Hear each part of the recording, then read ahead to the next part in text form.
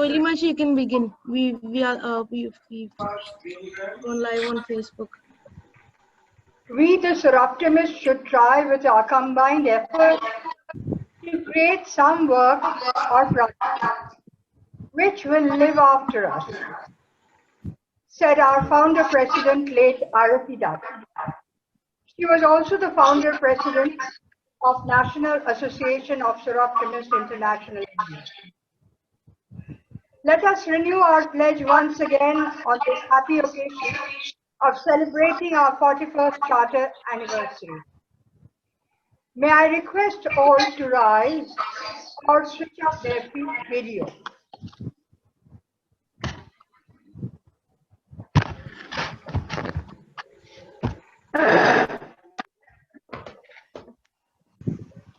I pledge allegiance to Soroptimist and to the ideas for which it stands. The sincerity of friendship, the joy of achievement, the dignity of service, the integrity of profession, the love of country. I will put forth my greatest effort to promote, defend, and uphold these ideals for a larger fellowship at home, in society, in business, for country and for God. Thank you.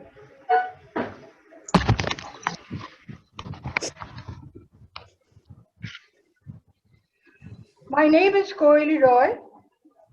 It's my good fortune that I have been a Soroptimist member of SI Calcutta since its founding days, recalling clearly 27 October 1979, when our club was chartered by G. Wickham. It's been a long journey, going through the various stages of Soroptimist movement, if I may say so, and in general, women's movement. When we moved our focus from charity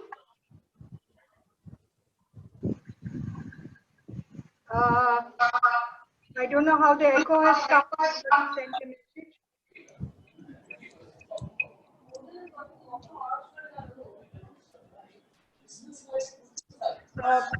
When we have moved our focus from charity to development, to empowerment, activities and advocacy, the latter occupying the central place today.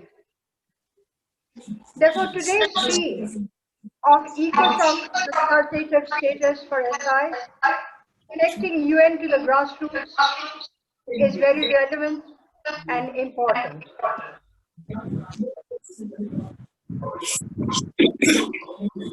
More on that later.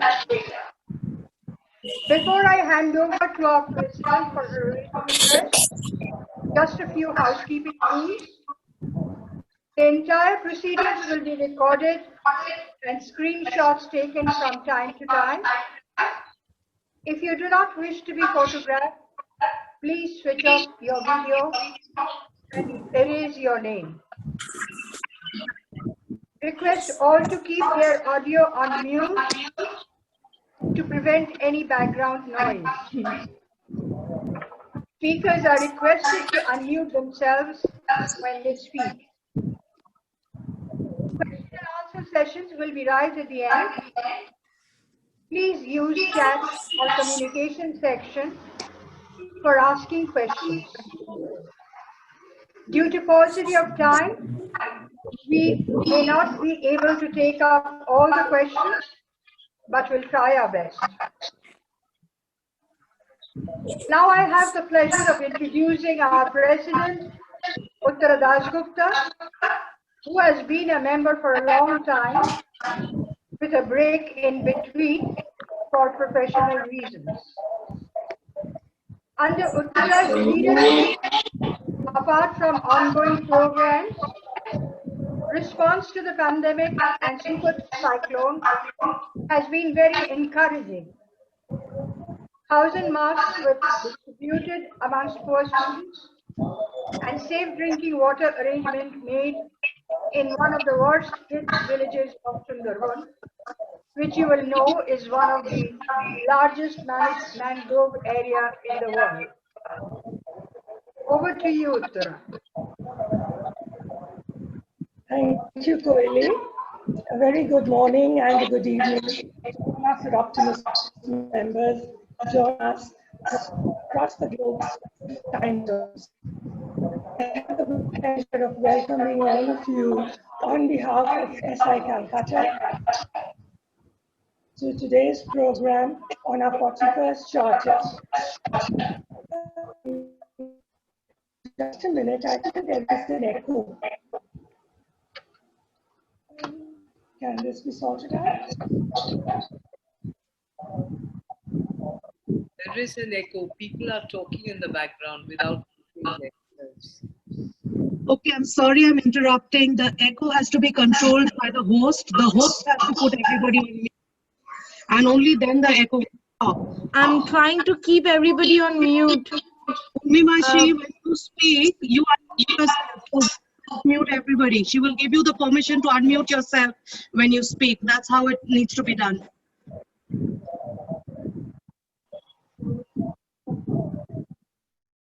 Uttaramashi, please unmute yourself and Yeah, Babimashi, now you unmute yourself. The host has Okay. muted everybody now. I think now it'll work well.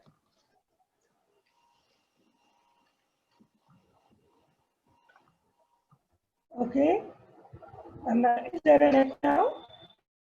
Oh, there isn't. So I'm sorry, we got interrupted, but a very good morning and good evening to all our members from across the world, from different time zones. It is a great pleasure on behalf of SI Calcutta to welcome you today for our 41st night today. A special welcome to the President and President-elect and the board members of Soroptimist International, the President and President-elect and board members of SIGBI, and the presidents and boards of the federations who are here with us. A very special welcome to our speakers today, Ms. Beverly Bucher, Advocacy Director, SI, Ms. Linda Witong, Advocacy Advisor, SI, Ms. Pat Black, Advocacy Advisor, SI, and Dr. Richmond, Program Director, SIGBI. A very warm welcome also to the members of the board of the National Association of Soroptimist International India and of the various clubs who have joined us today from India and elsewhere. We are indeed delighted to have with us members from clubs from the United Kingdom, from the USA and Canada, from Africa we have Kenya and Zimbabwe, from Europe we have Norway, Belgium, Germany, Switzerland and Italy, clubs from Australia, and lastly but not the least, our nearest neighbor, Bangladesh. Welcome to our Friendship Link clubs from Nashville, SI East London, SI Tunbridge Wells, and Bangor. It is indeed a pleasure to have members from across the world joining us today on this 41st Charter of SI Calcutta. The year 2020 marks the beginning of our journey towards our 5th decade of service to the underprivileged women and children of Bengal. As the second SI club set up in 1979, SI Calcutta has been singularly lucky in its founder members, who were women with vision, commitment, and a very strong sense of service to society. We then continue to guide us in our journey. They are Dr. Chitra Ghosh, Dr. Padma Lahiri, and Ms. Koili Roy. I'm happy to announce that today's moderator is Koili Roy, who is not only a founder member of SI Calcutta, but also the founder secretary of the National Association of Soroptimist International in India. It is an honor not only for her, but for SI Calcutta as well. During the past 40 years, SI Calcutta has started numerous path-breaking projects. Importantly, the Project 5.0, which was started with 5 organizations across the globe who joined hands to start a pilot education and vocational training program for women and children in 20 villages in the suburbs of Kolkata.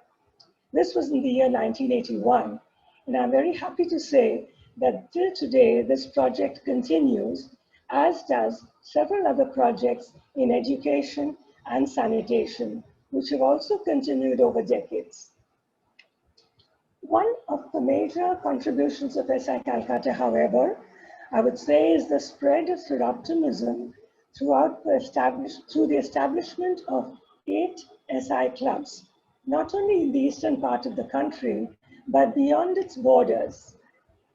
In 1983, SI Calcutta initiated the setting up of the club in Dhaka, Bangladesh, and in 1995, SI Calcutta sponsored the first club in Nepal, in Kathmandu. This club was chartered much later in 2013. In 1990, the National Association of Soroptimist International India was initiated by SI Calcutta, and we are proud that its founder, president, and founder secretary were both from our club. The latest SI club to have been opened was Purba Bardhaman under the aegis of NASI India and SI Calcutta in September this year. Today is also important for several reasons. This is the first week after the launch of the centennial year of Soroptimist International, and we are all proud and happy to have the SI President Sharon Fisher with us today. Incidentally, in keeping with one of the centennial targets of SI, we have already planted 50 out of a targeted 100 trees in the city of Calcutta under our project Green Canopy.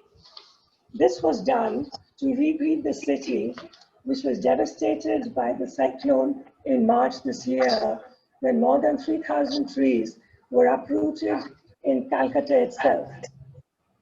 This year also marks the 75th anniversary of the United Nations, and tomorrow, the 11th of October, being the United Nations International Day of the Girl Child, we propose to distribute exercise books and stationery to children in the poorer neighborhood. A brief introduction of SI Calcutta. I once again wish you all a warm welcome to today's talk, which promises to be extremely interesting and informative. But before I hand it back to Koeli, I would invite the presidents and presidents-elect of SI, SIGB, SI America, and SI Africa, in case you would like to say a few words. May I request Sharon Fisher, SI President, to please speak? Greetings and thank you so much. It just warms my heart to see us gather this way in this pandemic. It's something that would have never happened without the pandemic, so I'm so pleased. And in particular, in the region of India, you've so embraced this. I know you invited me on a call. You've been on many of the webinars. The next one is October 15th, this coming Thursday. And I know I'll see many of your faces there. So congratulations. This is a great, great idea. Thank you, Sharon. May I now request SI President-elect Maureen Maguire to say a few words? Thank you very much for your kind invitation to this afternoon's festivities. I think you have put on a program that is second to none. I'm really looking forward to hearing the speakers, but 41 years is a fantastic achievement and very well done, and congratulations.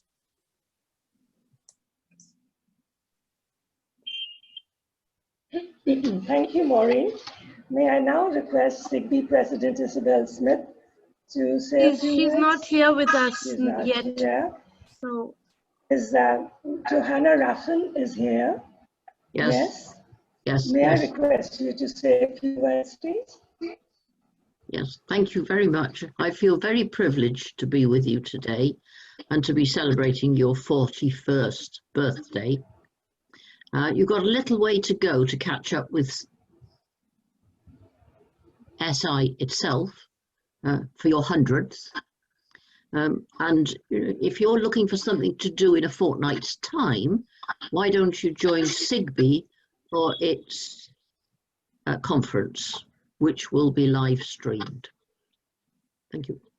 Yes, I think quite a few members have registered for it already. Right. Thank you, Good. Joanna. May I request Penny Babb? Yes. May I request Penny Babb, America President? Yes, please. Hello, everyone. Thank you for this invitation to join you on this special day of celebration for 44 years of service. Congratulations and best wishes for a very successful past and a very bright future. Thank you. Thank you, Penny. May I request Connie Mutunhu from Africa, President SI Africa. Are you here, Connie? I am. I'm here. Mm. I'm here. Yes. Would like to thank you very much first for inviting me. This is my very first. And we are the newest federation on board, and we are learning. So I look forward to learning more and taking some of the issues that to Africa to work on our projects. Thank you. Thank you so much for inviting us. Thank you. Thank you, Connie. The president of the National Association of Soroptimists International, India, Ms. Anu Waklu, could not be present today. She has kindly sent us a message which will be playing on the screen.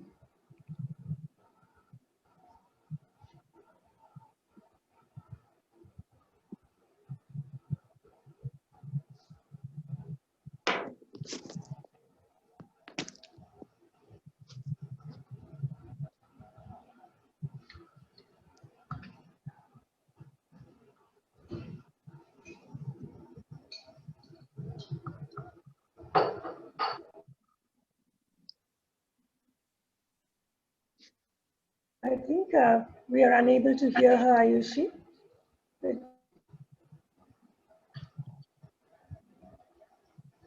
A minute, I'm sorry, I'll just try that again. আজও ঠিক আছে আমি করতে পেরেছি কিছুই পাচ্ছিলাম না audio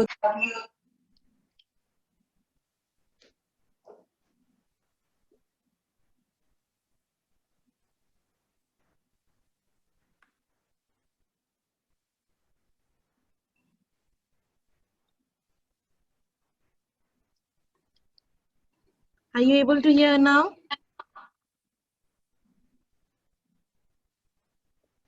Come on. Are you able to hear?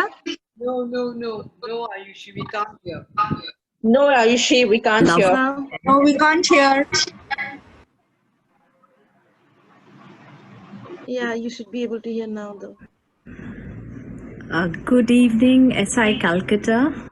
I am so happy to know that you are having your 41st charter celebration, and you're doing it by having such an important webinar on a fantastic topic.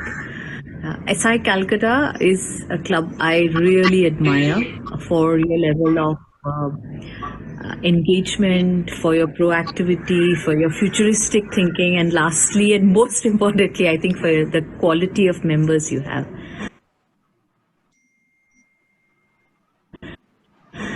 I would have loved to be there for the seminar, but unfortunately I have to be going out somewhere else. So I wish you all the best for the charter celebrations as well as for the webinar that you're having. God bless. Thank you, Ayushi. I will now hand it over to Koili. Thank you, Uttara. We now begin the session for which we all are waiting eagerly. Ecosoc, Economic and Social Council, as you know, is at the heart of the UN system to advance 3 dimensions of sustainable development: economic, social, and environmental. It is a central platform for debates and innovative thinking, forging consensus on ways forward and coordinating efforts to achieve international agreed goals. Ecosoc was established in 1945 as one of the 6 main organs of the UN. SI Advocacy Advisor, Pat Black, will tell us what consultative status of Ecosoc means, what are its implications, and how do we benefit from this consultative status. May I request Shoma Dasgupta, our past president, and who has also held several posts before, to please introduce Pat. Shoma. Thank you, Koeli. Thank you. Pat Black is currently a member of SI Edinburgh, a club in Scotland South, part of the Federation of SIGBY. She works with student interns at United Nations House, Scotland, which is based in Edinburgh. They follow the work of the United Nations, organize United Nations related events, and raise awareness of the Sustainable Development Goals. Pat is an appointed advisor to the Soroptimist International Advocacy Team working on SI Where We Stand statements, as well as statements for meetings at the United Nations. She was previously Soroptimist International Director of Advocacy, working with the SI team of United Nations representatives. Pat has regularly attended the annual meetings of the UN Commission on the Status of Women in New York. Pat is a strong supporter of the work which SI does through its representation at all the UN centers and tries to raise awareness with members across the SIGBY for that, encouraging Soroptimists to visit the UN centers in the past. This will, of course, not be possible now. In SIGBY, Pat is a past Federation president, during which time she was delighted to visit India and visit several clubs as attend National Association meetings. Over to you, Pat.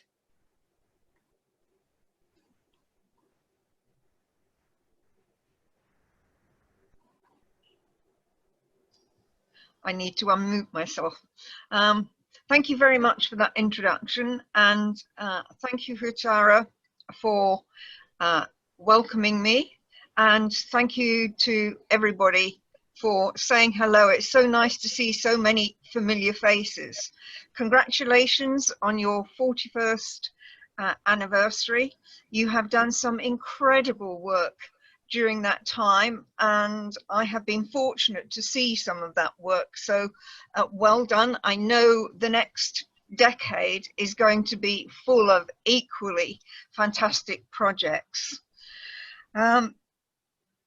I am going to try and give you a general outline of the consultative status that SI has at the United Nations.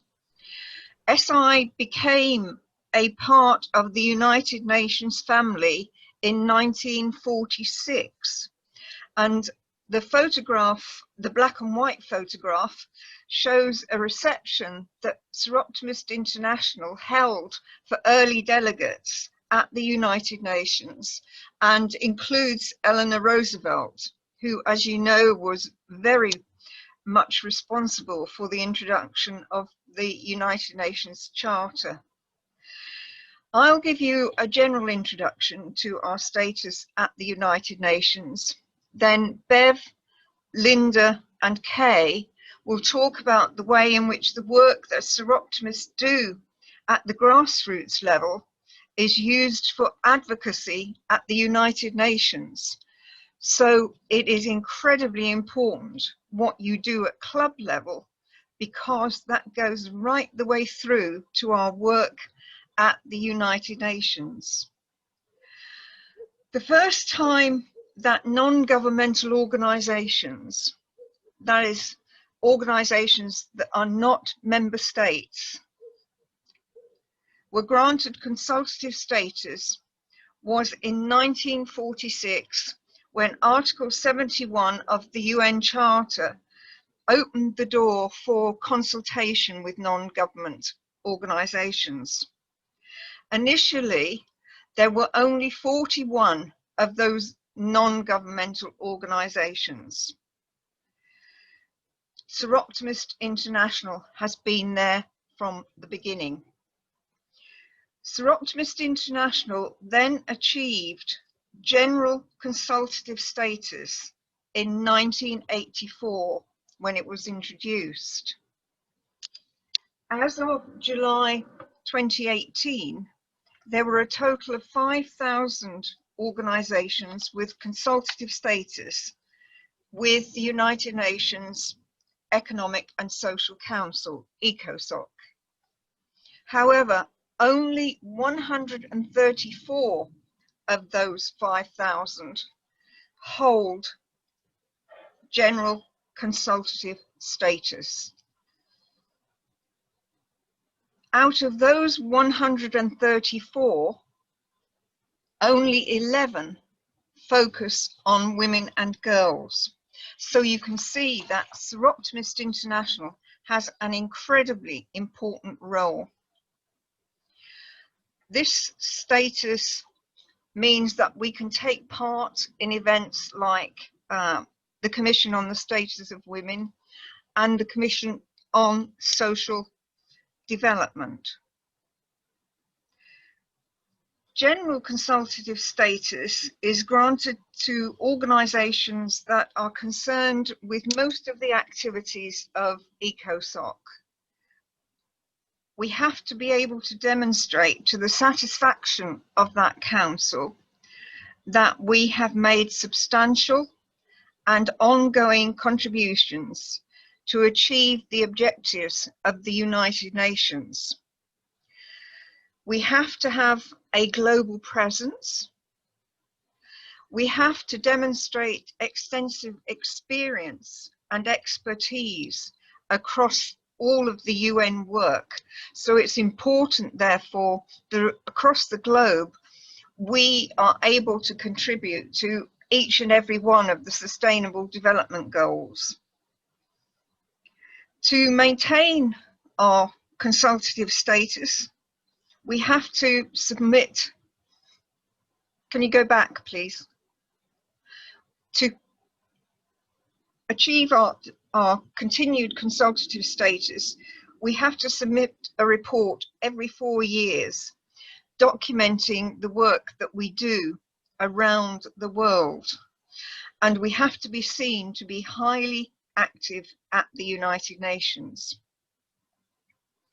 In addition to that, 3 of our federations, SI Europe, SI Southwest Pacific, and SI Great Britain and Ireland, hold a special consultative status.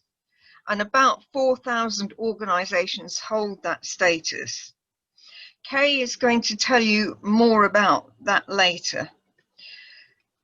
These are organizations that have a specific competence in and are concerned specifically with a limited number of the fields of activity of the United Nations. SI Europe achieved their consultative status in 2011, SIGBI in 2013, and the Southwest Pacific in 2014. So we've all received that specialized status very recently. Next slide, please. Thank you. There are enormous benefits of general consultative status for Soroptimist International. Because there are a limited number of organizations with that status, we have a greater number of opportunities to input into the United Nations system, whatever the committees. We get a better chance of talking to the committees, of submitting information to those committees, of telling them about what Soroptimist International does. We're actually allowed to submit longer and more detailed reports, recommendations, statements than the organisations with specialised status. We can have increased access to all of the meetings across the United Nations at all the centres. We are usually allocated more delegate places, although this can vary depending on which meeting it is, because we have our general consultative status. The status gives us higher prestige and a higher level acknowledgement in terms of the permanent missions at the United Nations. And in addition to that, it enables us access to all of the United Nations agencies.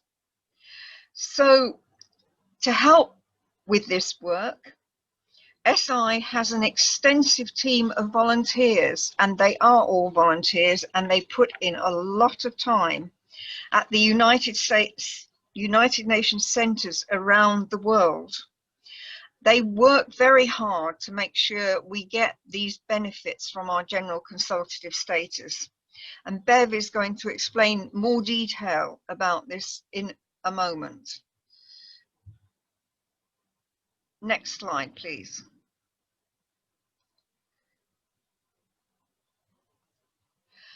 We often forget that we have other statuses with the United Nations agencies. Although we have that general status with Ecosoc, which gives us access to a huge range of opportunities, we also have various relationships with different parts of the United Nations organization. So UNESCO, which is situated in Paris, recognizes us as part of the NGOs, the non-governmental organizations who contribute to the work of UNESCO. And obviously all the work that you do with education is extremely important for that relationship. We have special list status with the International Labour Organization, which is based in Geneva. And that is incredibly important because it means that we can represent the working life of women and try to prevent the working life exploitation of girls through the International Labour Organization. And just recently, they passed a particular resolution which prevents or should prevent the harassment of women at work. And all governments have been asked to sign up to that and to implement that in their legislation. We have official relations with the Food and Agriculture Organization, which is based in Rome. And although it is quite difficult for NGOs, for non-governmental organizations, to get involved in their committees, we are making some progress on that, and we are working with other organizations who will help to develop that relationship, because with climate change, the issue of food and agriculture combined with water is incredibly and increasingly important. Which brings me on to the United Nations Environment Programme.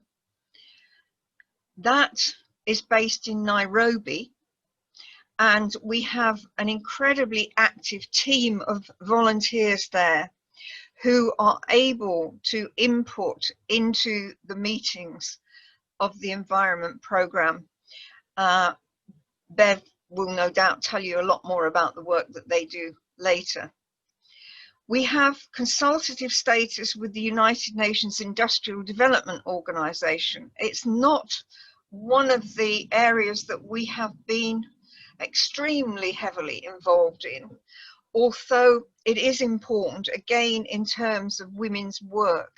So in terms of things like developing human rights for women across their working life, we do need to stay in touch with what UNIDO is doing.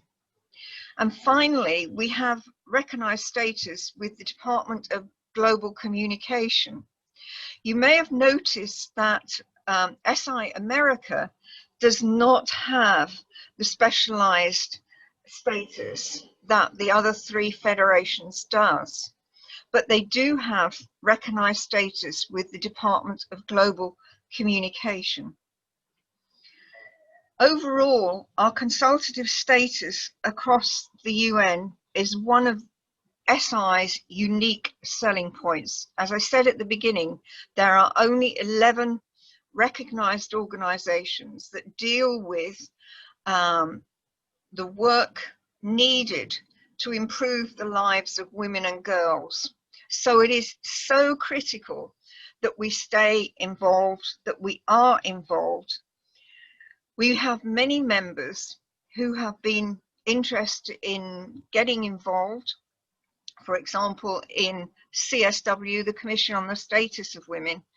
And I hope that after this seminar, more of you will want to get involved with the work of SI at the UN level. Thank you very much for listening.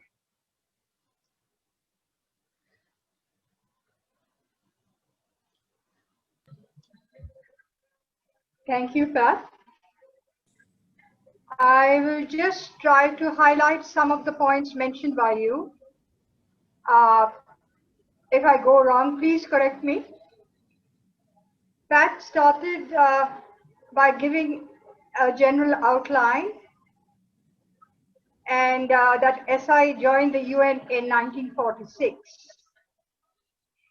It's commendable that out of 5,000 plus organizations holding consultative status today with Ecosoc, only 134 hold general category status. Am I right? And SI is one of them. Out of these 134, 11 focus on women and girls, which is SI's focus also. As far as specialized consultative status is concerned, there is SI Europe, Southwest Pacific, and SIGBI. SIGBI got the specialized status in 2013.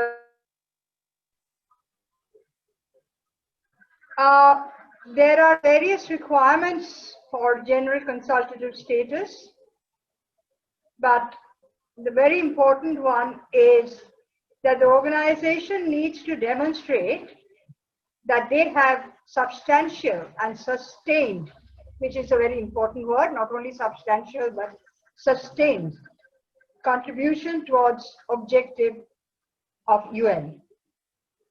So we need to cover all SDG in our work. Pat has outlined, I think, 6 benefits of general consultative status. While all are very vital, to my mind, I think access to all the UN agencies and increased access to meetings with more delegations, which obviously means that one can participate a lot more. These are vital. And all this, of course, leads to immense benefit to advocacy work. SI has other status also and formally recognized by other UN organizations. Thank you again, Pat. Our next speaker, Beverly Bucher, SI Advocacy Director, will tell us how SI representatives use the work of SI clubs to influence policies at the UN. As you may know, there are SI representatives in all the 7 UN centers around the world which focus on specific issues. May I request Shukla Ghoshal, our newest member, to please introduce Beverly. Shukla was motivated to become a member by seeing our website and contacted us directly. Isn't that encouraging? Over to you, Shukla. Thank you, Koalivi. Beverly Buka has 40 years experience as an educator. In addition to teaching in elementary, high school, and college, she has worked in curriculum design, mentoring programs, and in training programs for new teachers. She holds an MA in education, educational administration, and MA in reading education, a BS in elementary education.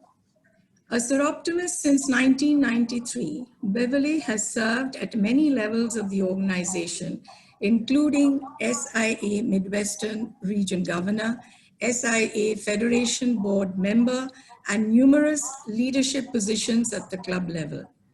In her current role as Soroptimist International Director of Advocacy, she works with the Soroptimist International UN representatives, the Advocacy Committee, and SI Board to ensure that Soroptimist International is the global voice for women. Over to you, Beverly. Thank you. I'm so happy to be here to celebrate 41 years of Soroptimist service in your local community.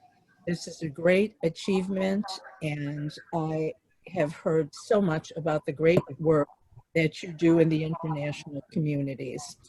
I'm also very happy to be here with ladies who have been very, very helpful to me. I thank Pat Black for all she has done regarding helping with the statements and providing background and preparing me for this job. I also thank Linda, who works tirelessly reviewing all the reports and helping us to plan our advocacy. And then Kay is also on my committee, where she does an excellent job of informing me about everything that you're doing in SIGB. So I will, I'll just start with the presentation. Would you please go to the next slide? I'll start with a quote from International President Anne Garvey, which was from the SIGB Federation. Human rights are critical to vision and mission of every Soroptimist globally. No country is free from human rights. Respect and tolerance for every human being must be achieved in all our communities and countries. Next slide, please.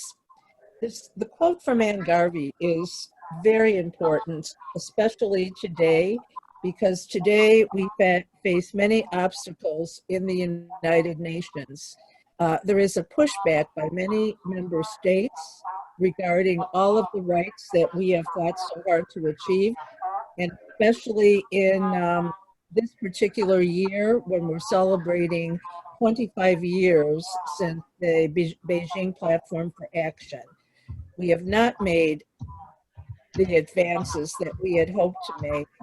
And because of COVID-19, unfortunately, many states are seeking to roll back the gains that we have fought so hard for, often in the name of COVID. SI and the United Nations are connected globally, as you have heard from Pat, a little bit of the history. But we are a volunteer organization, and Pat stressed that we recruit Soroptimists as our volunteers for the United Nations. And as Pat said, our United Nations reps work tirelessly in the UN centers throughout the world to be our advocates and our voice for women and girls. just a couple of the things that are happening in the UN centers. In New York, we haven't even finished. The 22nd of October, we finished with all the activities around the General Assembly. So our UN reps there have been monitoring those activities. One of our reps, Benny Levy, was instrumental in planning the recent Day of the Older Person that we just had a program on in the United States at UN in New York. We have right now the Human Rights Council going on in Geneva, and our UN reps there are monitoring the reports that are coming out of that commission. Could you put the slide back, please? And back one more, please.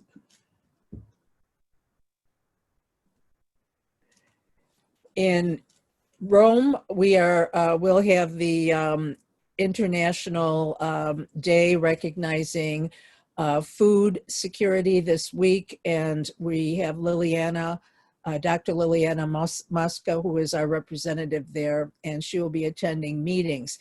And in addition, we're happy to hear that the United Nations Food Program was just recognized as a big winner of, oh my God, a winner of, help me, Pat, the, I want to say the Nobel Peace Prize, Bev. Nobel Peace Prize, yes. That's what happens when you don't have a script.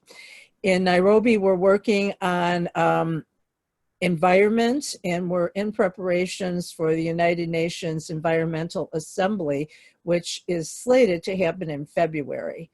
So those are just a few of the things we're working on. Paris, I just attended a meeting on education and on the new program that UNESCO is going to roll out on education and the future of education. And each one of you, if you're educators, we're going to have some focus groups and be able to report the results of those focus groups to UNESCO. So there's a few of the current things that we're working on. But our reps work to ensure that the priorities of SI are shared with decision makers and that they're incorporated in debates, statements, and policies.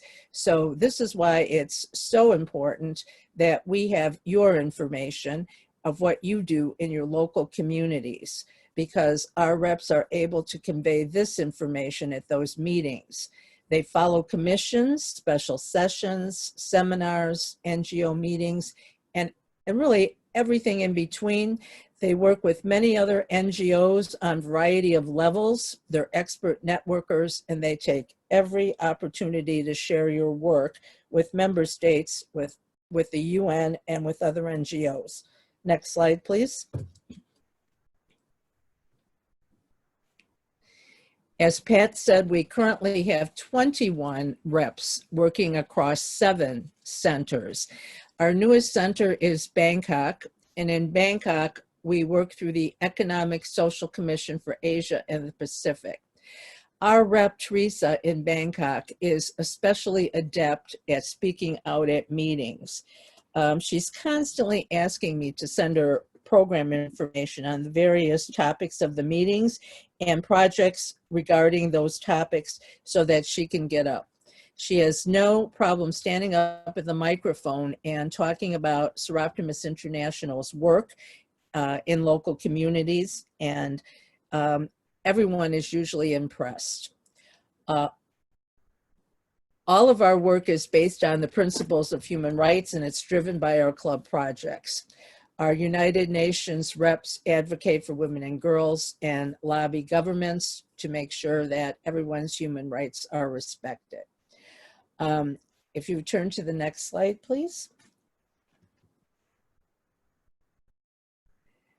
Okay, the next slide, from your local projects to your global voice. You can see, first of all, we work through a feedback loop, which means what's happening at the UN will feed into the work we do at the local level following the SDGs. And Then what you do at the local level feeds up to the UN reps. So our local work covers the needs of women and girls. The feedback then is fed through the federations to SI. So whenever I need something regarding a meeting, then I contact Kay, and Kay will search the database for the projects that you submit. SI then advocates and raises awareness on behalf of women and girls, and through our networks of advocates and United Nations representatives, we then learn about the best practices and we share your best practices. And we're able to disseminate the information about our local work.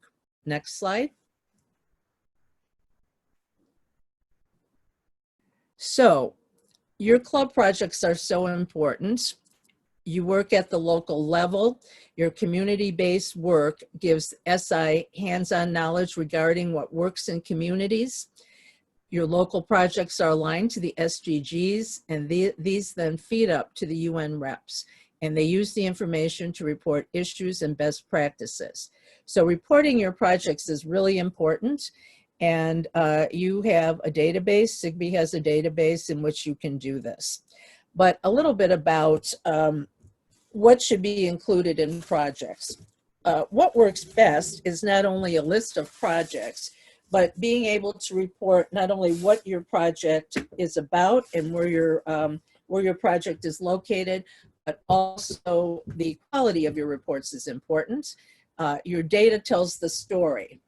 So in order to improve data and the ability for our UN reps to use your projects, it's really important that you include in your reports some qualitative data and quantitative data. Quantitative, of course, is the number of people you helped. So your report should include what you did, where you did it, the number of people you helped. If you helped women and girls, break that down. If you helped children, include that, families. If you included men, include that also. Qualitative data, can you do a survey? Can you ask a few questions on how your work impacted the recipients of your work in the local communities? If you work with other NGOs, how did that work impact the community and what you did? Next slide.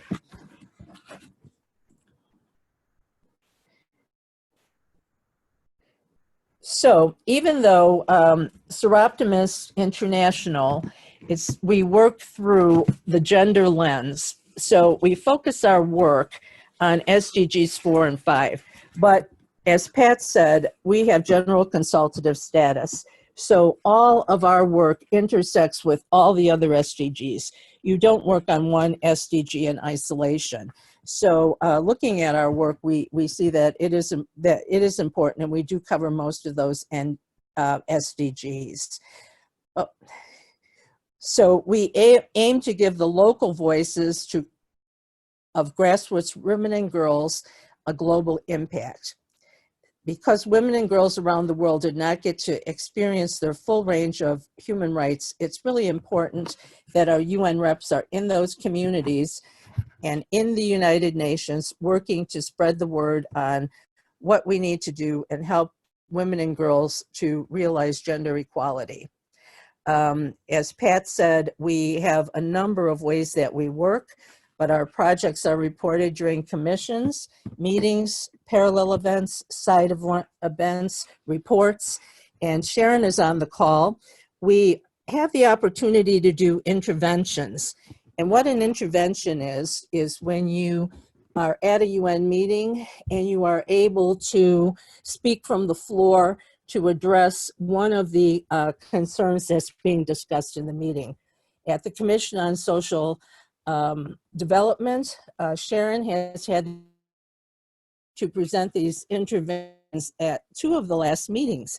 And often when we provide these interventions, we're able to incorporate your project information. Next slide.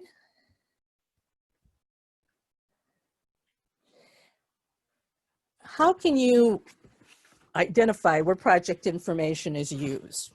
Well, I want you to go to the Soroptimist website, which is www.soroptimistinternational.org. And one way that we share project information is through a report that we submit to the UN for the High-Level Political Forum. The High-Level Political Forum is held in New York annually, and it is the meeting in which member states volunteer to report their progress on the Sustainable Development Goals. There are different ways that we can participate as an NGO, and one of those ways is to do parallel reports. Another way we participate is through a report called 89 report. Soroptimist has done these reports almost every year, and we are one of the few NGOs that does this. Member states are always impressed by our ability to submit this report. In the report, we talk about the various SDGs that we work on and what's needed, and we highlight this with your project information. These reports can also be found on the High-Level Political Forum website, and you can pull up our reports to see what we do. The reports are important because when we do visit member states in New York, we take the reports and it highlights our work and shows the important work that we're doing in our communities, and it cements who we are as a serious organization. You can also find some of the other ways we report project information at site events and meetings in the blogs and news selections of the SI website. Recently, because of COVID, as was said earlier, it gives us, even though we're not able to go to a lot of the meetings in person, what it does do is give us an opportunity such as this when we're able to participate on webinars and meet people from all over the world. The UN has had many webinars. You can also look at all of the meetings on UN Web TV. All you have to do is go to the UN and look at the meetings. You can watch the meetings live or you can watch them on demand. But all of this gives us the opportunity to showcase what Soroptimists around the world are doing. There are some additional opportunities that have opened up because of COVID-19, and many of the UN agencies are looking for our input on what we're doing in the communities around the world regarding COVID-19. I've already submitted a report to UNESCO based on our activities that we do regarding education. I have the opportunity to submit our work on SDGs through the SDG Accelerator. Pat mentioned the UN Global Communications. Both SI and SIA have status with the Department of Global Communications, and they are looking for reports from NGOs on what they do regarding COVID-19. We have the opportunity to post on the FAO website. So these are just a few of the opportunities where your project information is so important for us. All of your work can be placed on the websites and in these reports if you report them to your federation, and then I will get them from Kay. So there are many opportunities. Your work is so important. The opportunities are in that, they're even more important now because of COVID-19. So this gives us an excellent chance to showcase that everything that you're doing in your local communities. Now, I want to encourage you to join the Soroptimist Lab. If you don't know what this is, the Soroptimist Lab is a closed forum for Soroptimists where you are able to talk to each other, share information, and talk with UN reps. I will give you, I'll put the information on how to join the lab if you're not a member in the chat box. But we're going to start something new in the lab, and that is we're going to post in the lab the committees that all of the UN reps serve on. And if you would like to talk to them, if you would like to have them attend one of your meetings and talk about their work at the UN or what they do regarding their committees, you're going to be able to contact them through the Soroptimist lab. So that'll be an excellent opportunity for you to hear from President Sharon, from me. We know Kay is on the lab, Pat Black is on the lab, Maureen, incoming President Maureen. So join the lab and connect with us and learn from the Soroptimists who do the work at the UN, our UN reps. Thank you. And that's it for the presentation. Ayushi, or whoever's running it. No, those are not, yeah, thank you. Thank you, Beverly, for a very detailed presentation. I'm afraid we are running a little behind schedule, so I will skip highlighting your speech and go on to the next speaker. Having learned about what consultative status means and using the work of SI clubs in influencing policies at UN, we are now eager to know how our work at the grassroots helps in shaping SI statements. Basically, the linkage between grassroots and the UN. SI Advocacy Advisor Linda Witong will enlighten us on the subject. May I request our Vice President and Friendship Link Coordinator June Dutt to please introduce Linda.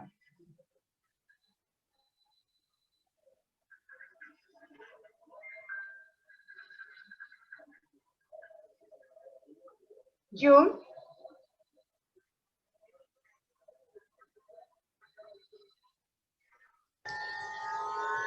So very sorry.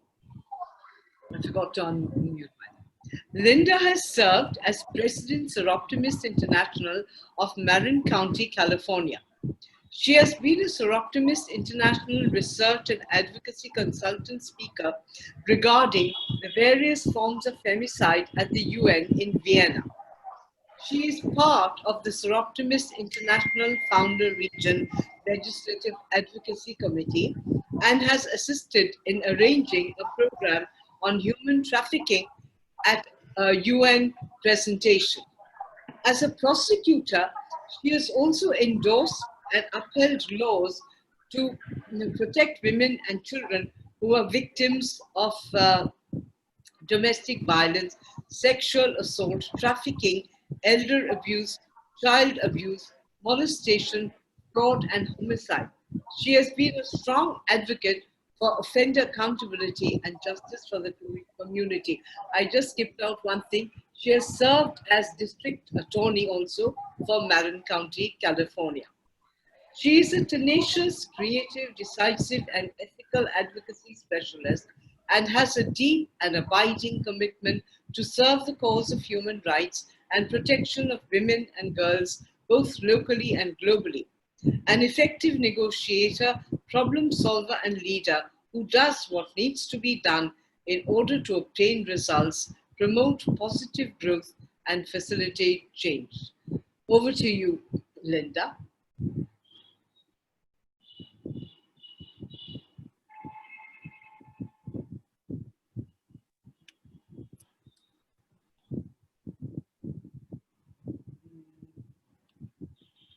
First of all, I would like to thank you for the honor of addressing your group and all of our representatives around the world.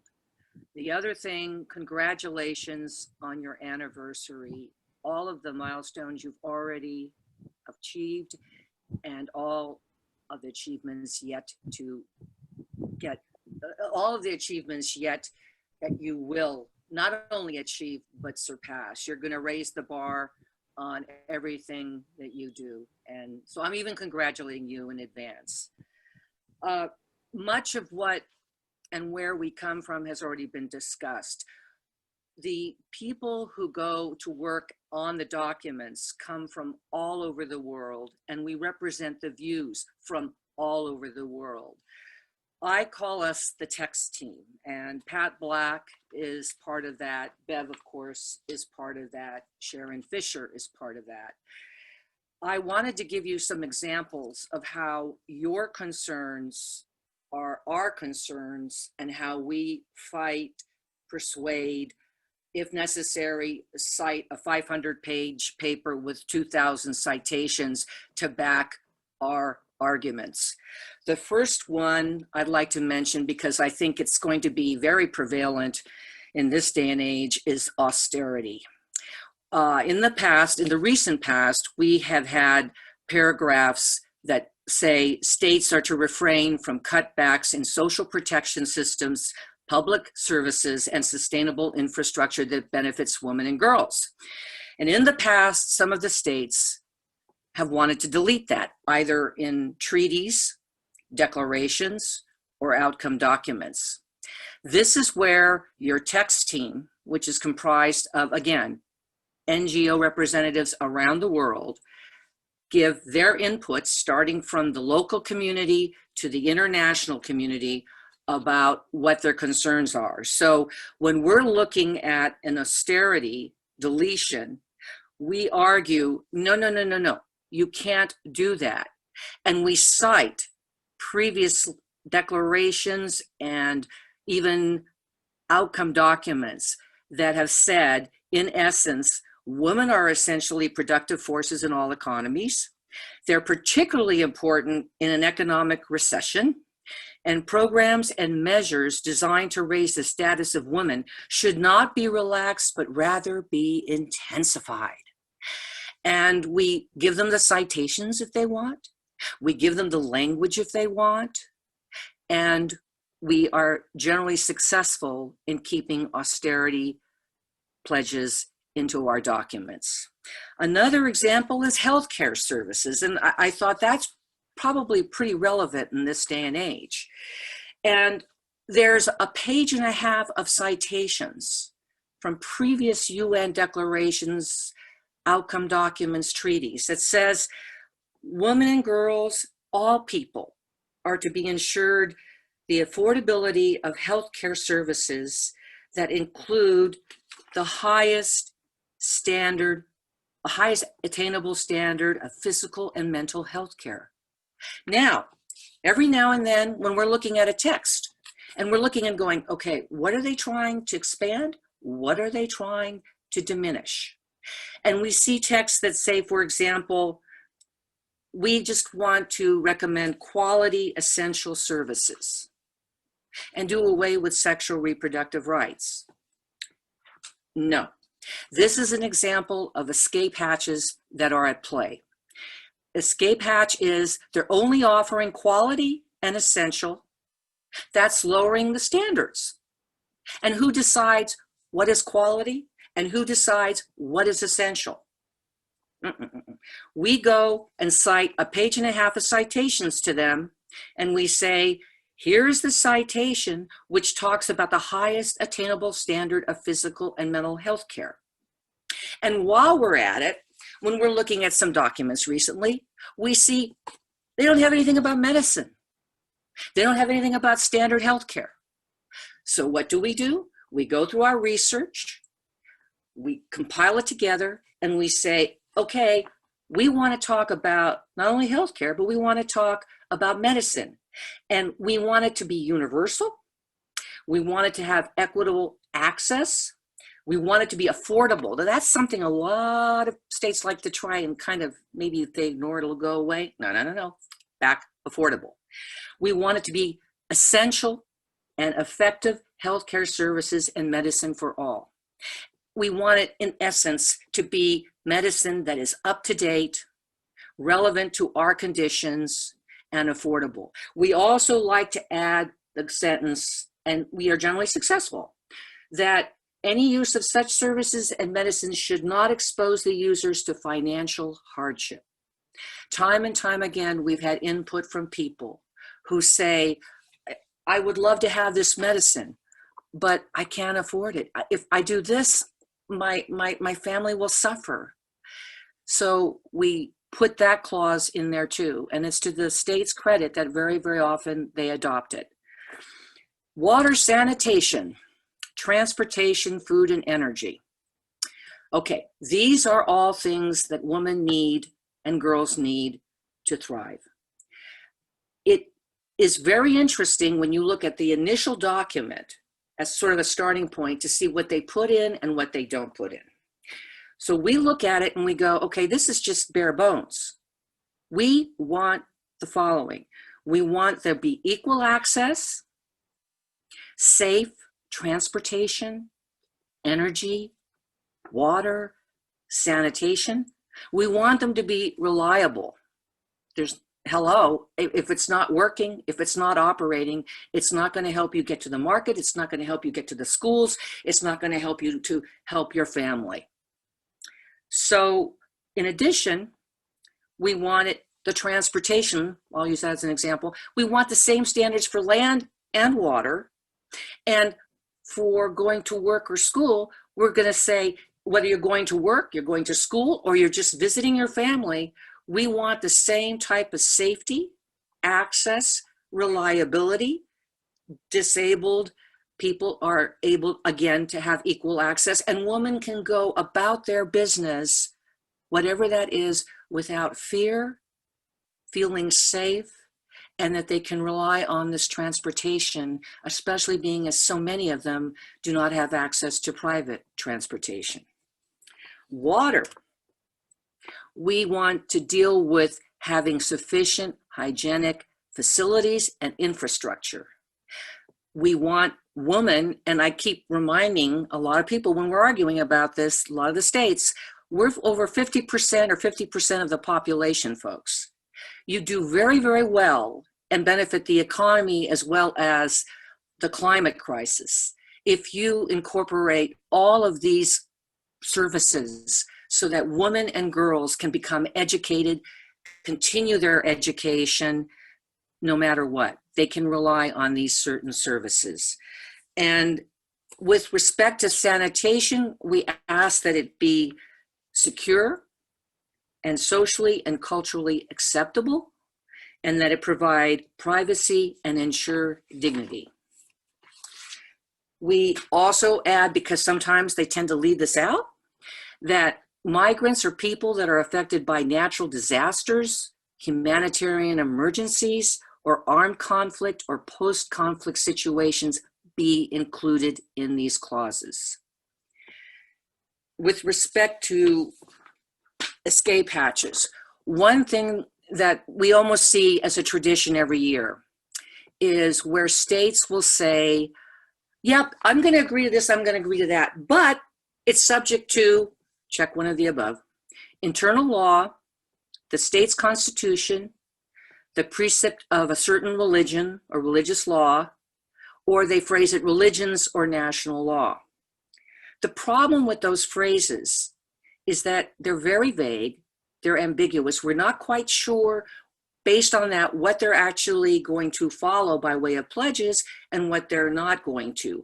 And we're also not sure that these particular caveats, or I call them escape hatches, are not going to permit them to work contradicting what they are supposedly pledging that they will follow. This is an issue. It needs to be ironed out. Most of the time, it is. We still have sometimes an issue with the wording of language, but we're making it clear that you can't use these as escape hatches. And the UN is backing us up, because for years now, they've been going on and saying, you know, please, we really need to follow through with these pledges. Finally, they kind of, I think back in, I'll say 2013, they said, you know, we're going to say in treaties that you cannot attempt to limit your responsibilities by a general or unspecified manner. You can't contradict what you are promising to do. 2017, they had enough. The UN General Assembly said, we're no longer willing to accept a state's invocation of any custom, tradition, or religious consideration, political, economic, or cultural systems in order to avoid obligations that you voluntarily undertaken. As such, you're not to be allowed to invoke these issues as a way to escape the obligations of the outcome documents, treaties, or declarations. No escape hatches. Another thing is education. Now, when we deal with clauses having to do with education, we go, okay, are they addressing gender disparities by investing in public education systems, infrastructure, eliminating discriminatory laws and practices, okay? Are they including early childhood education? That is equitable, inclusive, quality, accessible, affordable early child education, which is so important, and care services in facilities, and increasing the availability of after-school facilities. Are they giving you universal access to inclusive, equal, non-discriminatory education on primary and secondary levels? And we want lifelong learning. We want women and girls, no matter what their age is, to continue to learn, especially in this time of digital divide. We want them to, many women become literate and then become very literate on computer technology. And we want it to be the most relevant education. We don't want to have textbooks that are 30 years old. We want to have the same relevant and complete thorough education on all the upcoming fields, as well as relevant fields now and in the future. We want to also have women and girls be educated on financial literacy as well, so that they're enabling themselves to understand not only the family budget, the family business, but when they create a business on their own, which we heartily like to encourage. We want more women to be in STEAM or STEM, because even to this day, they're not adequately represented. We look to make sure that the vocational and technical education is in there, and that they're given every right, every equal right, affordable access to the same that men and boys are. We want it to be intercultural and multilingual education for all. So if somebody doesn't understand something in the language it's given in, that they have an opportunity to learn in their own language. We want to address negative social norms and gender stereotypes in any of the curriculum, in the education systems, in the teaching methodologies that devalue women's education or girls' education or prevent them from having access or completing their education. We want them to be educated to think and be leaders in starting their local community and thereon. We want pregnant women, young mothers, single mothers to be enabled to continue their education. And if that means that not only do we allow them, of course, to return to school, but that we have it in an accessible location, we have flexible schedules, we have distance education, and we have e-learning, then that's what we're going to put in and ask for. I have many more examples, but I don't want to take away from the time of Kay, who's coming up. But I will leave you with this thought. What you're doing on the ground, local level, regional level, national level, and international level, we so appreciate all of your work, all of your input, and we do our very best to represent you. And I have to say, I've done research from the 1940s on with the UN system, every single topic you can think of. And the research is there because of the hard work that Soroptimists and other groups, but in particular Soroptimists who started with the United Nations, have done throughout the decades. So I thank you for all of your work, your commitment, and my goal at this point is to represent you as best as I possibly can. And our group, the text team, I think does a really good job and will continue to do a good job for you. Thank you.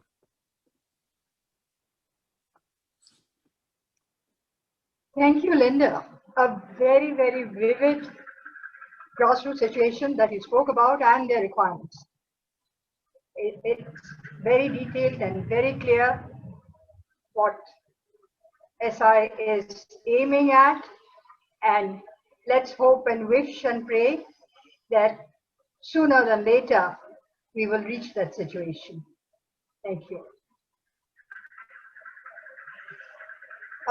Now we come to our last speaker, SIGBI Program Director Kay Richmond.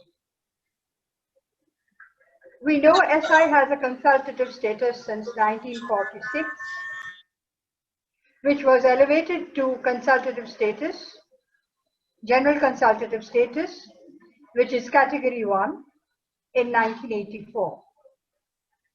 In 2013, SIGBI gained special consultative status at the UN Ecosoc. What is the difference between the two?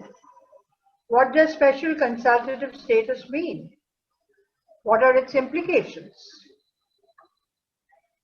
May I request Meenakshi Ray, our past president, who's held many other posts in the club, program action convener and others, and now a club representative.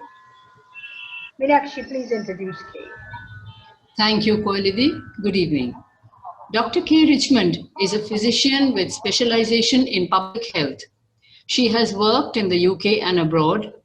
Her professional experience has covered both practice and public health, including 11 years as a senior civil servant and several posts as an international delegate. This has given her a broad understanding of health needs and of designing and delivering health services and wider developmental projects. Kay has been a Soroptimist since 1999 and is a member of SI Cardiff and District. Since then, she has served within her club, region, UKPAC and federation. She has served as Program Action Officer at club and region level and was Chairman of UKPAC before taking on the role of SIGBI Program Director in 2018. This has included working with SI and participation in CSW. Over to you, Kay. Thank you. I'm going to try and share my screen. Is that working for people? Yeah? No? It's not yet up, Kay.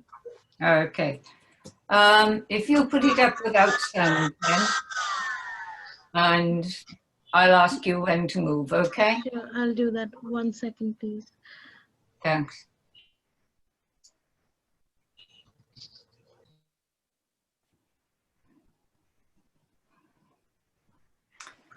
Great.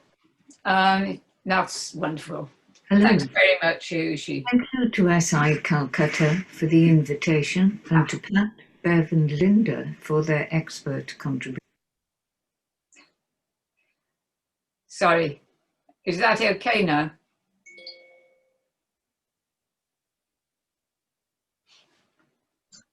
Yes. Are we okay?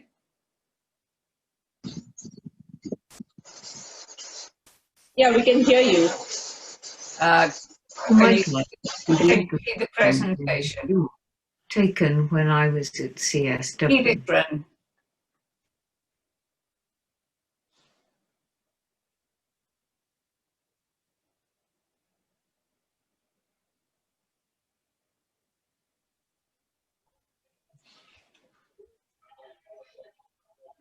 We could hear you, Kay. Yeah, that was a recording. That was the problem. I was cutting across it. Can you hear me okay now? Yeah.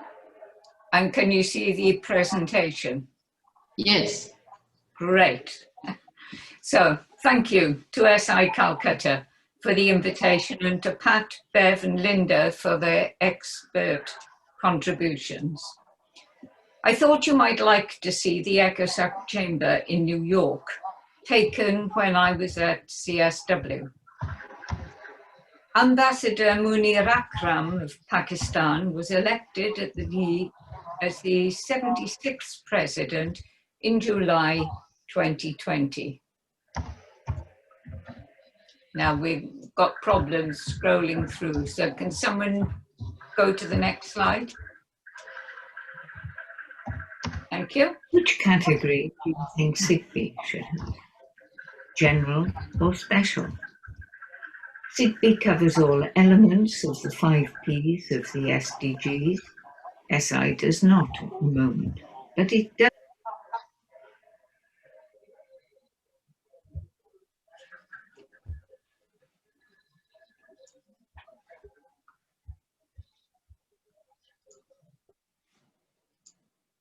Can you put sharing my screen on, please? Ayushi.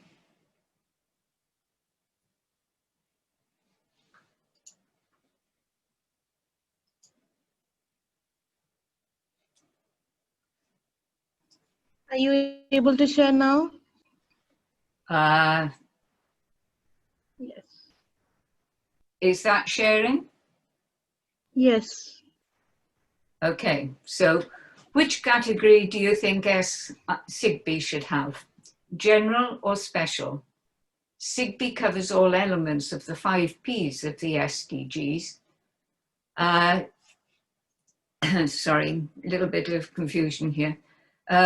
SI does have wider geographical reach. Should both have general consultative status? Duplication would probably not help, and pooling of resources would, in my view, be best. Whatever the outcome of such a discussion, we must work together to achieve our joint ambitions. It's not scrolling on screen, Ayushi, so I'm not sure what's happening. Can you see that? Yeah, we can see your slides. Okay. We provide information to SI on activities within and across SIGBI and contribute to documents such as Where We Stand statements and the high-level political forum by working with other federations and the SI UN reps. Ecosoc has just announced that the July 2021 session of voluntary national reviews under the HLPF will have the theme Sustainable and Resilient Recovery from the COVID-19 Pandemic that promotes the economic, social and environmental dimensions of sustainable development, building an inclusive and effective path for the achievement of the 2030 Agenda in the context of the Decade of Action and Delivery for Sustainable Development. With this, and with COP26 on climate change in Glasgow in November 2021, we will all need to collaborate on helping to deliver SDG 13, which is climate change, with the associated SDG 14, life below water, and SDG 15, life on land.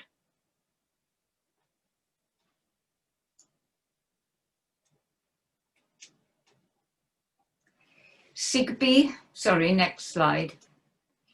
SIGBI works with and through UN-focused organizations and others advocating for gender equality, as well as SI, so that our reach extends as far as possible. We sign and share relevant documents with all our partners. In this year of multiple birthdays, that at the top must be the UN itself. We have engaged with the Global Governance Forum and Together First, and worked on the Beijing Platform for Action review, which was meant to be the focus of CSW 64 this year. I liked Antonio Guterres' statement at CSW 63. where he asked that we apply the principle of equity in order to achieve equality. That is, deploying resources according to need, and picks up on many of the points Linda was making and others about universal basic income, universal access to health care. And of course, women and girls must benefit from that philosophy. In preparing for and working towards 50-50 by 2030, CSW is of particular importance. Working with SI through NGO CSW New York and the UK NGO CSW Alliance in the UK, which has wider interests than just the UK, we have been able to participate in parallel and side events in previous years. In preparing for and working, sorry, my screen hasn't moved, there we are. These are the UN caucuses, and as you can see, there are several relevant to SIGBE. However, both SI and SIGBE joined the Europe and North America session, for example, in Geneva last year, reviewing the Beijing Platform for Action when preparing for CSW 64, since we are both registered in the UK. However, I wonder if there is opportunity for India to engage with the Asia-Pacific one and the Caribbean with the Latin America and Caribbean one. All federations and SI send delegates to CSW in New York. Some faces you will recognize in this photo are from CSW 63. Unfortunately, CSW 64 this year had to be run as a virtual meeting without the usual input from civil society, since the COVID lockdown started just before we were to arrive in New York. Some delegates, for example, Nisha, had already left home for the USA, and she is still there. I know you were missing it very much, Nisha. 65, CSW 65, will also be virtual, but will, I hope, have space for civil society input. So please watch out for this. SIGBE undertakes its program action work under the 5 Ps for the Sustainable Development Goals by working through the assistant program directors. Naina and Nisha will be leaving us at conference, having completed their 4-year term. And Anitha will join us as APD Planet and Kiman as APD Peace. Each APD works with our clusters, and now that Africa has its own federation, we have 18 countries. So our programs cover Asia for Bangladesh, India, Nepal, Pakistan, and Sri Lanka, Caribbean for Anguilla, Barbados, Grenada, Jamaica, St. Vincent, Trinidad and Tobago, Turks and Caicos. Europe for England, Malta, Northern Ireland, Republic of Ireland, Scotland and Wales. Currently, Nisha and Naina cover Asia, with Kiman and Anitha taking over after conference. We pick up and blog about UN days, and one of the areas most frequently on our database is health.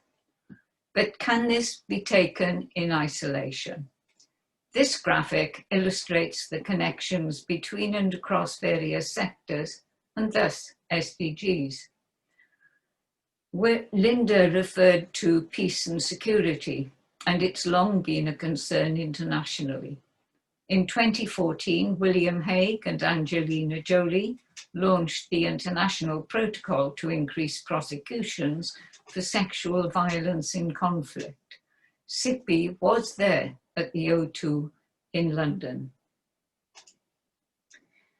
Ultimately, we are all after the same outcomes of peace, justice, and strong institutions, SDG 16, but we will not succeed if we do not work with others through partnership, SDG 17.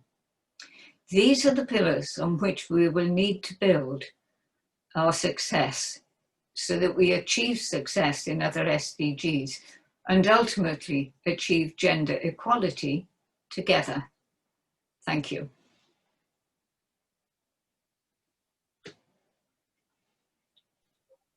I leave it over to you, Ayushi.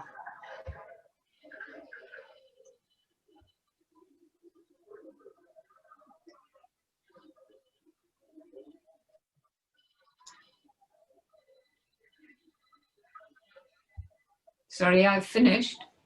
Coeli, could you kindly take over? Thank you, Kay.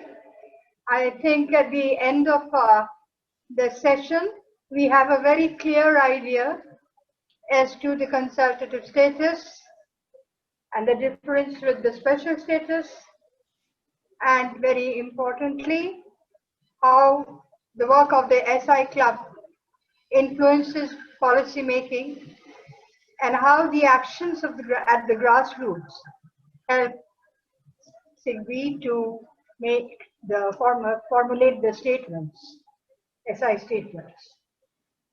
Before we come to the question answer session, I'm very happy to announce that Isabel Smith, President SIGBI, is here. Isabel, may I request you to say a few words, please?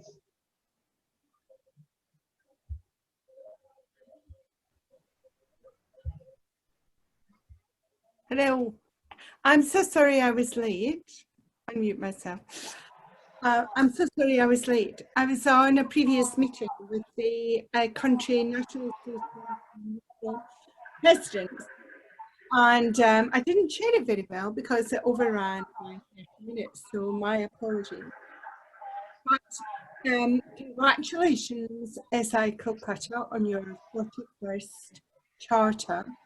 And I really do commend you for holding this webinar.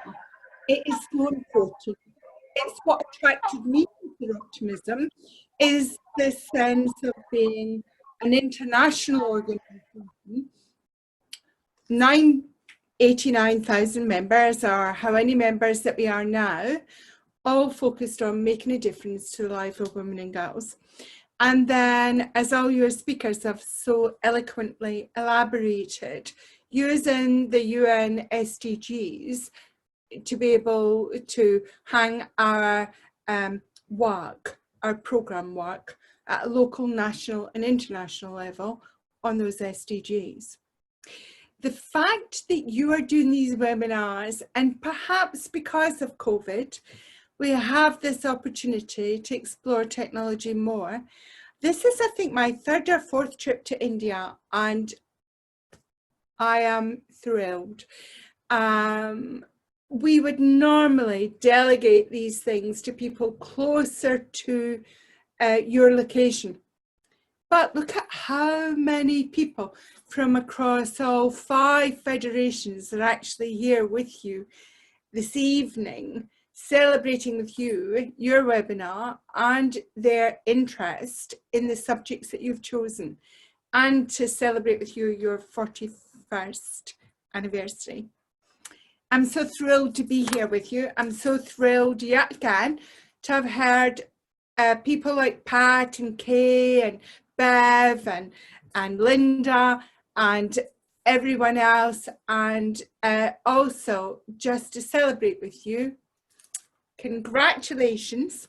Congratulations for being a growing part of our federation, and very, very well done.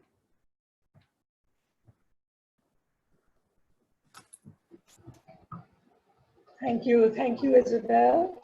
Thank you.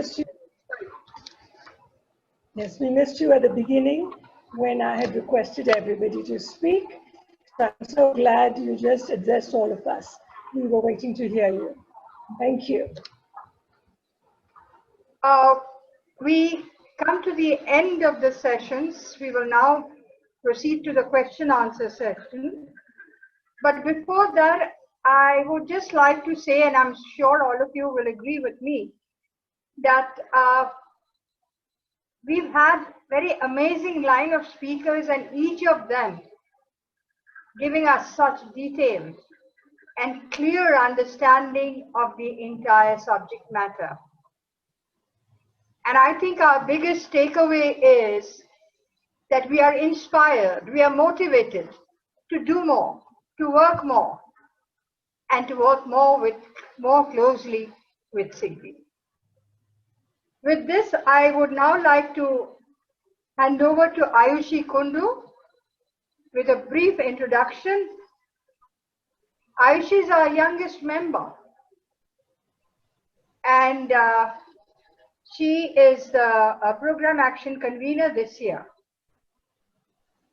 More importantly, Ayushi is the program coordinator, and as you've seen, she's managing the entire technology.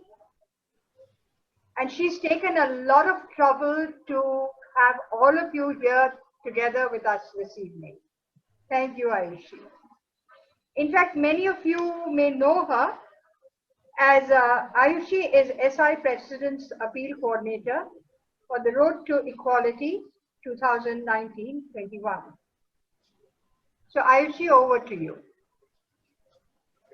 Thank you, Koiri Mashi, for that wonderful introduction.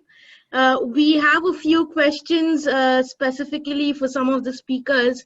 And the first question is for Pat. Pat, if you could please answer, which are the 11 other organizations working on women and girls at the UN that have a general consultative status at the UN? Right. I'm glad you asked this question. It isn't always easy to remember them all, but it includes our very close partners, Zonta International and the International Federation of Business and Professional Women. We do a lot of work across all of the United Nations centers with those two particular organizations. We also work very closely, when we can, with the World Association of Girl Guides and Girl Scouts. Those three organizations have been particularly helpful with supporting the statements that we make to places like the Commission on the Status of Women, the Committee on Social Development, and we have run events with them, side events with them in Geneva, in Vienna, in New York. So they are quite important to us. The other organizations are the International Alliance of Women and the International Council of Women. They sound very similar, but they actually have different aims.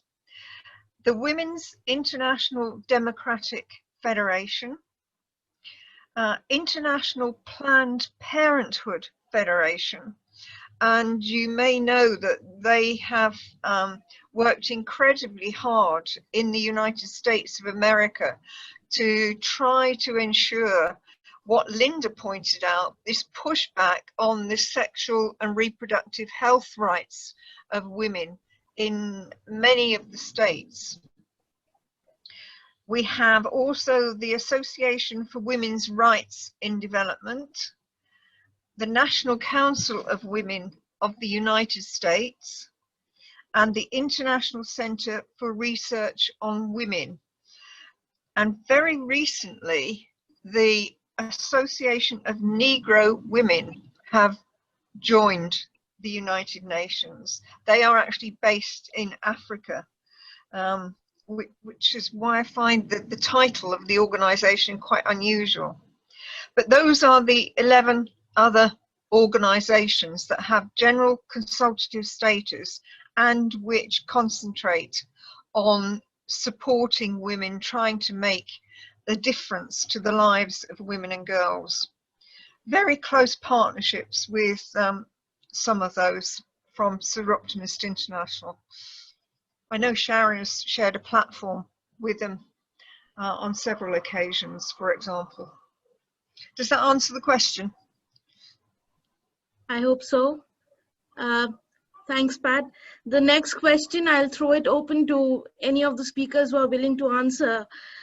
What is the extra advantage, I believe, for a federation of having a special consultative status at the UN? And if any of the speakers would like to take this question, please.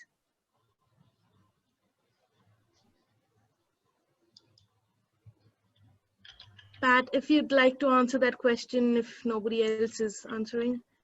Yeah, I will answer it for you. So I think Kay would be best placed in terms of the advantages to SIGBI. However, I was part of the team which originally applied to the United Nations Ecosoc for the special status, and we put together had to go first of all to Federation Management Board and put together an argument which tried to answer exactly that question. Why should SIGBI have special status? Why should we apply for special status with the United Nations when SI already has general status? And it means that we can do some more developmental work within the SIGBI countries themselves. We can actually use the work that the projects in each of the countries of SIGBI are presenting to argue the case much more strongly. So what we're actually doing is supporting the arguments that are put forward by those 11 organizations. And it meant that because SI Europe had already got their special status, and we were shortly joined by Southwest Pacific, that we were able as a group to enhance with our own countries the work that we wanted to see in terms of development for women and girls. So SI works globally and can call on all of the federations, and as Bev explained, all the data from all of the federations, and does that globally. But each of the federations is able to work with the countries, with the missions in those countries. So for example, a couple of years ago, the Italian Federation, through SI Europe, set up meetings with the Italian mission in New York while we were at the Commission on the Status of Women, and they were able to argue the case for women. SI was able to provide them with a text that we wanted to see in the document, the outcome document that Linda was talking about. So they were able to persuade the Italian government to support our position as SI. So what we were doing was actually strengthening the SI argument when it came to the negotiations. So there is a definite increased benefit for all of us, as Kay said, to work together to contribute to the whole. Could I just join in there then, Ayushi? I'm sorry, my mic was muted previously. Sure. But yes, it's feeding through everything we hear from all our clubs everywhere into discussions, papers, negotiations at the UN. For those of you, a plug now, if you want to join our Federation Programme Action Committee, which is virtual, on the 29th of October, on the Thursday prior to conference, you would be very welcome to do so. And one of the things we will be doing there is reviewing what clubs think is important to them at this moment. And that will be the first half of the programme. So each of the clusters I mentioned will be presenting their perspective on what's been happening and what they would like going forward. And after that, our APDs will be presenting their vision for how to move forward. So I think that could be quite an interesting discussion. And obviously we would welcome all of you to that. Just let Joanne in HQ know that you would like to join. But that needs to be in this beginning of the next week, please. I look forward to welcoming you. Thank you. Thank you, Kay. We have a couple of questions for Linda. The first question for you, Linda, is what happens when states do not follow the dialogue put into the text that they have agreed to at CSW? Yeah, so let me start with this.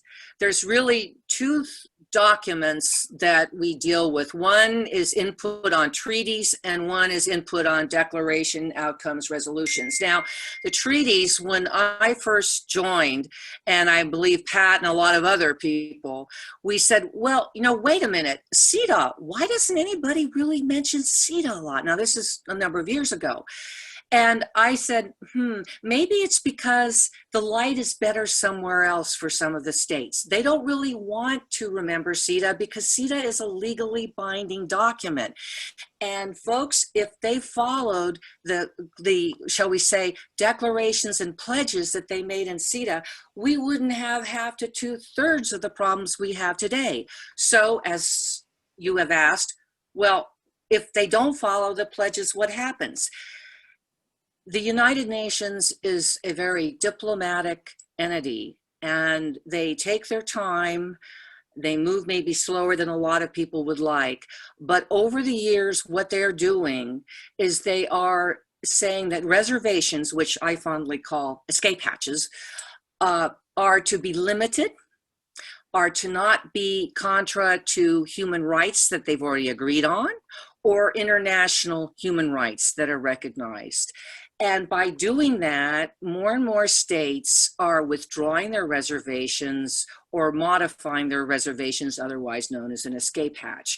But there still are, sometimes I call them the usual suspects, but there still are states and entities that really don't want to honor the pledges that they have already made in legally enforceable documents with treaties. And then with respect to declarations and outcome documents, those aren't per se legally enforceable. But you say, well, why do we work on them? Because 9 times out of 10, they set the pace for what will in the future be agreed upon, be incorporated either as if it was a treaty or in actual implementation. It becomes internationally law. It becomes a pillar of what we describe as human rights. And so that is why we keep fighting, we keep reminding them no escape hatches, and we keep trying within all our power, with all of the states that are so wonderful in working with us and the other NGO groups, to just present a unified front that says, hey folks, it's time to honor the pledges. It's the right thing to do for the human race and for the planet. I hope that explains it somewhat. Thank you, Linda. Very well explained indeed. There's a second question for you, which is, how does all this work that happens at the UN translate to individual UN member countries? Is there a way member states may be held accountable? Yeah. When we create an outcome document, a declaration, or when, for example, we're asked to put language, I'm asked to put language, or Pat's asked to put language in treaties or other important documents that will be going to not only the world, but to individual states. In many times, it may not happen immediately, but in many instances, they will slowly but surely adopt the recommendations that we have been working on due to all of your work over the years, over the decades, actually, for that matter, and due to the states understanding by our arguments, by our legal citations, why they need to adhere to these pledges. So it's really from the grassroots up to the documents, and then it comes down and is implemented locally. I would say, and I think Pat and Kay would agree with me, that right now with the economy around the world, there's going to be more and more movement towards austerity measures. Matter of fact, there was a report that just came out on extreme poverty by the United Nations, by the Special Rapporteur. And he gives some beautiful arguments about why that should not happen and how we can combine the climate crisis remedies with what is going on now. And much of that language, you would be so proud to know, was based on your input from the roots level up over the decades. So again, thank you for your input. Ayusha, it's Pat here. Can I add to what Linda said? Totally agree with what she said. But over the last couple of years, well, 4 years since the Sustainable Development Goals and the 2030 Agenda were introduced, then every year at the high-level political forum, countries are required, asked to present how they are actually implementing the targets for the Sustainable Development Goals at the United Nations. And they are therefore held to account through the United Nations process. In the same way as Linda's just mentioned, the special rapporteurs, they can visit any member state and go look at whatever topic they are a special rapporteur for and report back directly to the Secretary General, to the United Nations, and usually to the General Assembly, in other words, to all the peer member states. And we had a particular example a couple of years ago in the United Kingdom, where the Special Rapporteur on Poverty came to visit, and Soroptimist International, through SIGBI, through the UK CSW Alliance, which Kay mentioned, presented evidence to the Special Rapporteur about the impact various austerity measures had been having on women and girls. And he wrote that into his report. And the UK government denied everything that we said, but because we had been able to provide evidence, that went directly to the United Nations. And that could happen in any of the countries that the special rapporteurs visit. There are a whole range of them, and they have been working extremely hard in relation to COVID and looking at what has been happening in each country for COVID. So if a special rapporteur visits your country, then you can get help if you want, but we can provide evidence to that special rapporteur about what your country is not actually achieving when they have promised to do it. So don't forget, there are lots of ways in which you can input into evidence that the special rapporteur has for a particular country. Can I just join in there?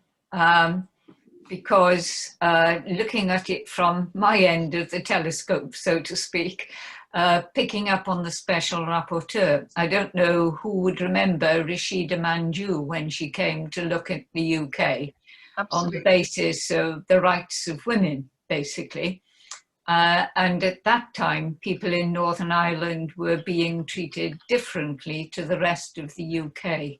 That has now changed, but it was a significant part of her report, drawing the UK government's attention to gaps in its legislation. And equally, Pat, you picked me up on the UK NGO Alliance, but it's through that as UK clubs, we can talk directly to the UK government as well as to the UN. And that's a partnership that's worth developing and fostering. And there are some countries, I believe, certainly not the UK, who include civil society representation on their UN delegations for meetings. So there are several things that we, from a grassroots level, can pick up on and encourage. Can I just come in for a second, Kay, and say that there's still issues around the non-recognition of the problems that we have had here. And whilst, yes, you're right, some of the rights of women have been altered in recent times, it's still being challenged here. So we cannot lose sight of the fact that using the CEDAW and the rights that we ought to have under it still need to be cemented, if you like. And so I wouldn't like you to run away to think that we're absolutely out of the woods yet. No, I wasn't, Joan. Thank you for that. And really, that goes on a step beyond what I was trying to say. Yes, we've now got it in legislation, but we've got to make sure that it's implemented on the ground. Yeah, yeah. We've never had the Equality Act enacted here, you see, so there are lots of aspects to it. Anyway, yes, it's a step in the right direction, Kay, so I'm not trying to say that. No, what I'm trying to do is pick up on it to encourage people that you have to take the extra step. Exactly. Thank you. Thank you, Kay, Joan, for clarifying on this position. Kay, please hold on. We have our last question is for you, which is the SDG Life on Land, which I believe is SDG 15. What does it cover? If you could explain. Good question. In a short answer, I can't give you that answer, but if I can direct you to the UNDP website and its Sustainable Development Goal pages, it takes you through all the targets that are within each SDG. So you can click on them separately and see exactly what those targets are.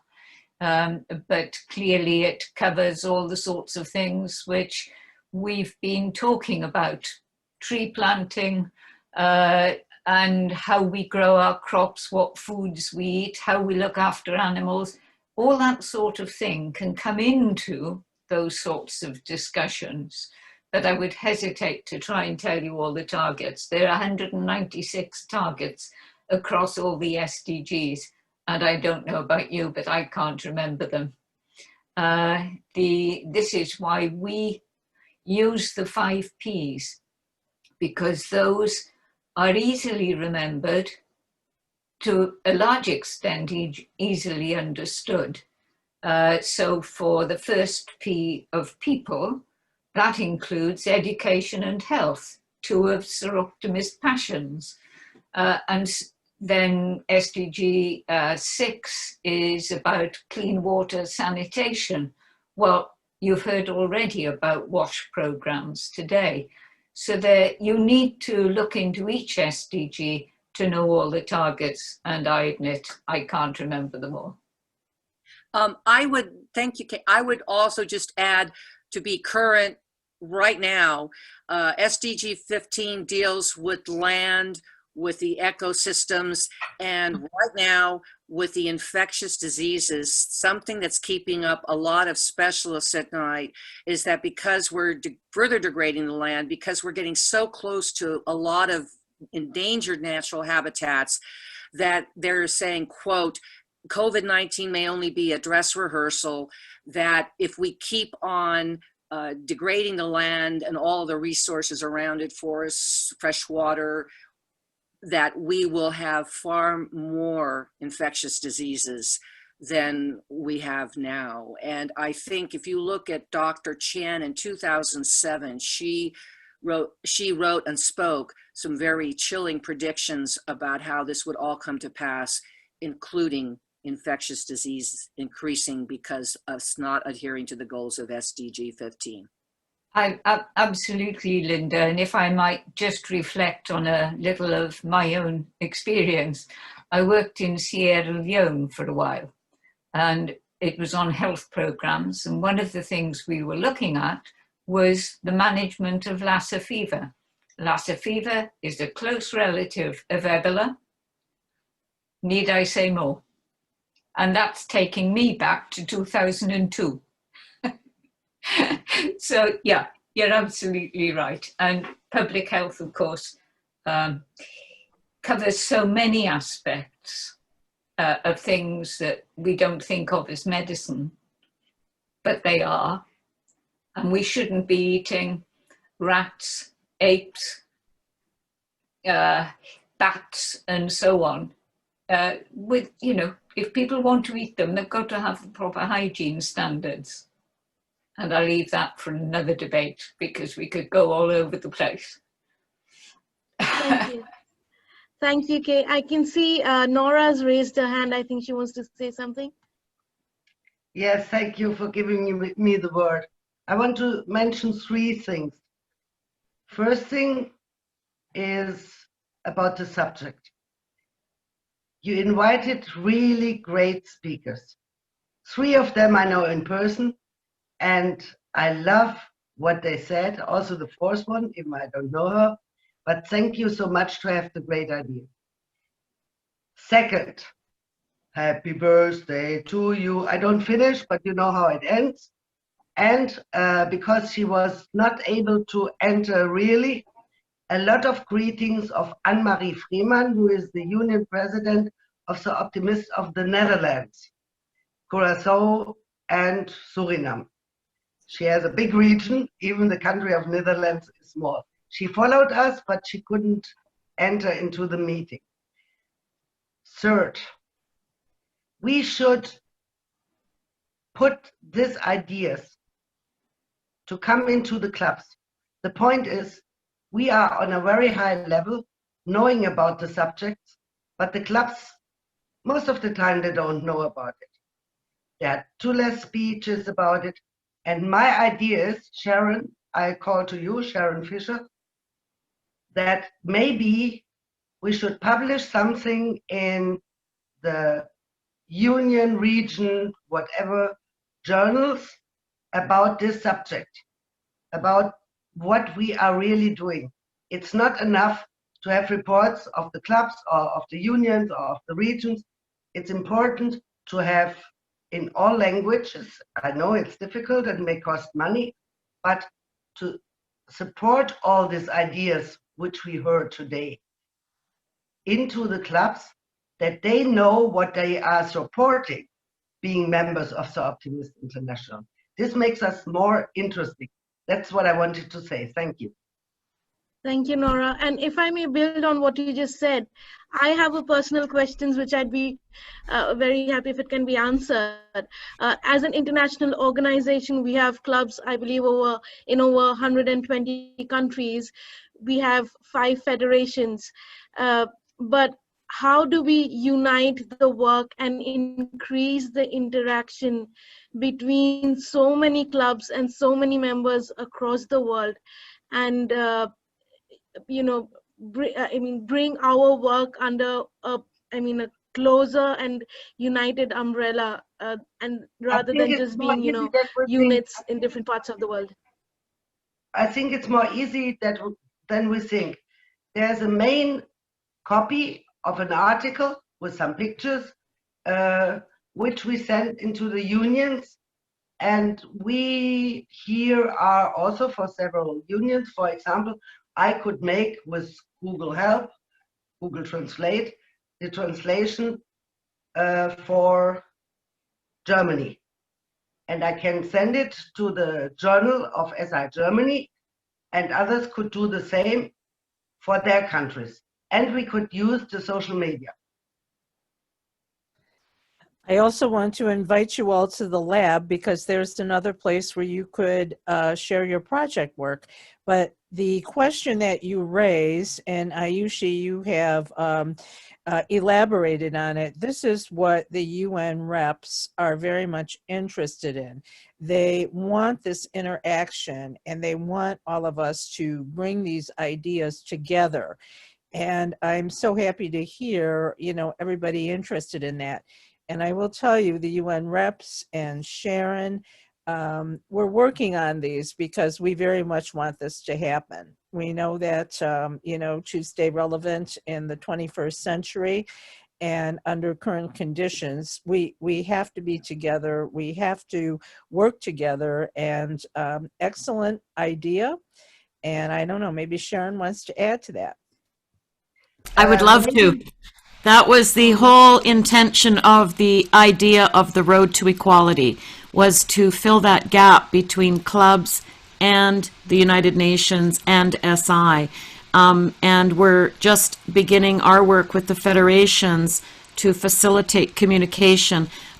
We do have social media strategies, but most of the federations have direct contact with members. So we're starting to try and work together across federation lines to deliver that. So Nora, very much aware of the issue, very much working on it. That was the whole idea of starting the webinars we started, was to start to get a following where we actually had those people and can deliver that information.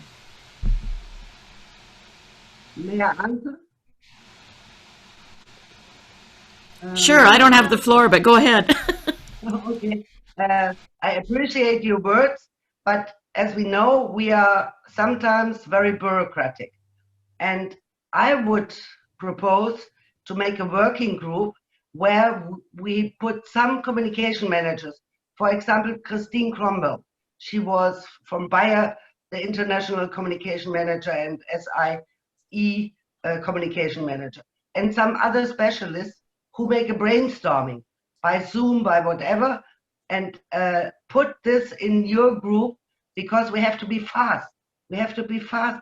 We lose the young members because they are fed off, really fed off. I had a nice event today, which I didn't like, about the bureaucracy we have in our organization. And we have to be more flexible. We have to be more fast. And this small working groups, only 4 or 5 people, not more, make a sense, and there can be some silent viewers, but only specialists should talk there and get ideas that we are effective. That's for me so important. I can't tell you how much power we lose in every club. I know it from many club sisters, by discussing with non-specialists. Then you have to explain everything from the first school class. And this is not necessary. Thank you. Nora, you'll be happy to know that that exact proposal is in front of the SI board right now. I'd like to interrupt at this point. If we can end with the formal part of this program, we will be having a fellowship after this. So if you can stay on and continue the discussion at that point. So after we end the formal program, maybe those who want to leave can leave, because it's quite late for some of us. So we'll just get on and then come back to the questions during fellowship. Can I just make one point before I have to leave, because I have to leave now, and unfortunately I can't stay on for the fellowship,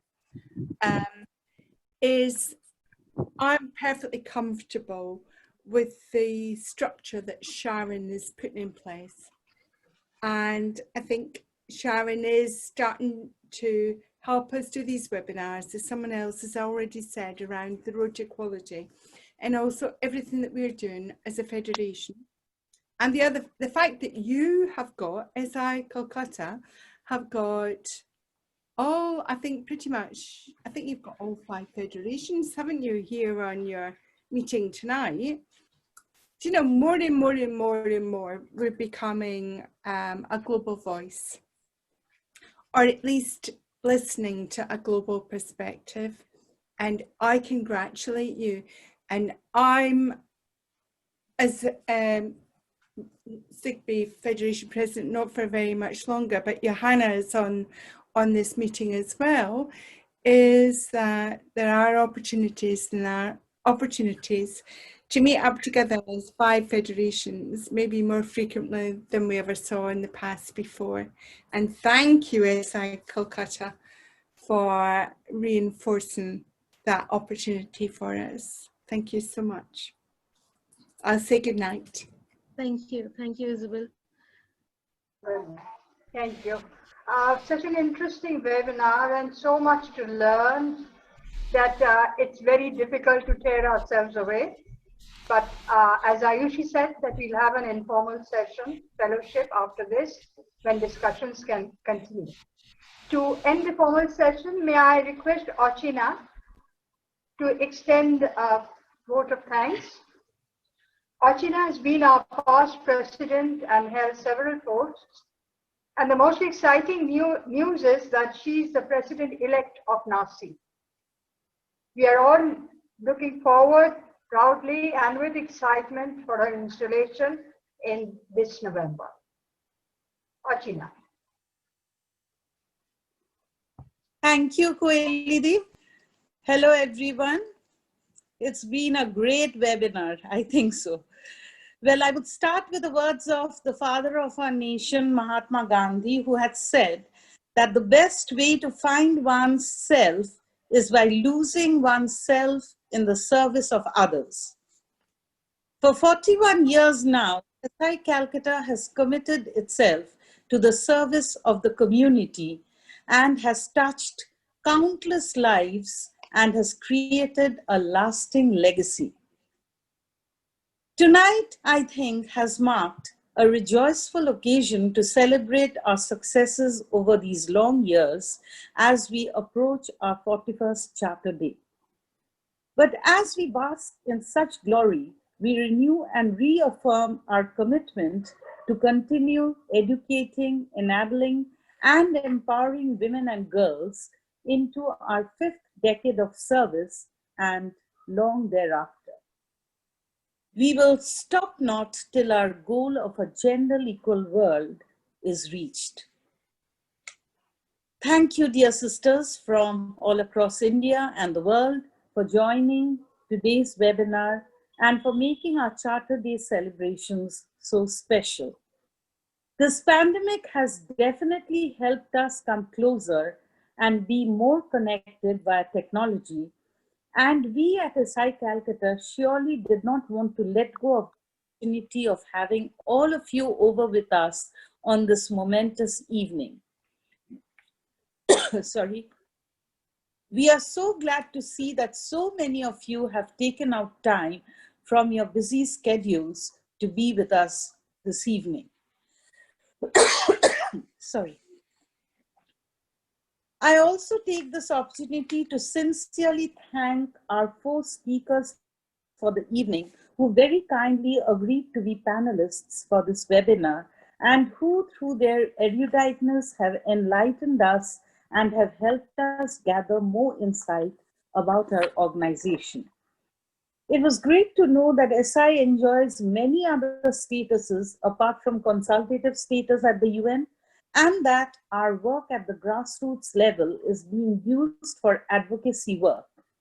It really motivates us to know that by our works, we are being able to touch more lives than we know through the different agencies of the UN. I once again thank the presidents and board members of Soroptimist International, the presidents and board members of SIGBI and the other federations, and the board members of the NASI who are present here today. Thank you for being here with us this evening. Your presence has thoroughly encouraged us in reaching this milestone.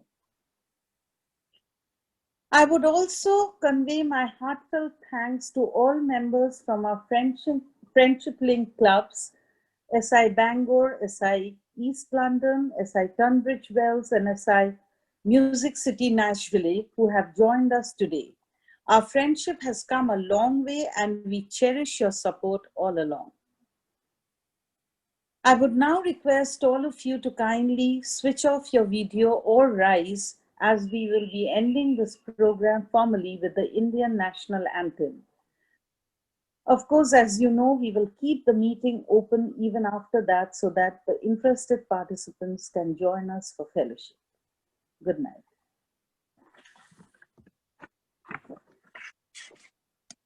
Please give me a moment and I will play the national anthem.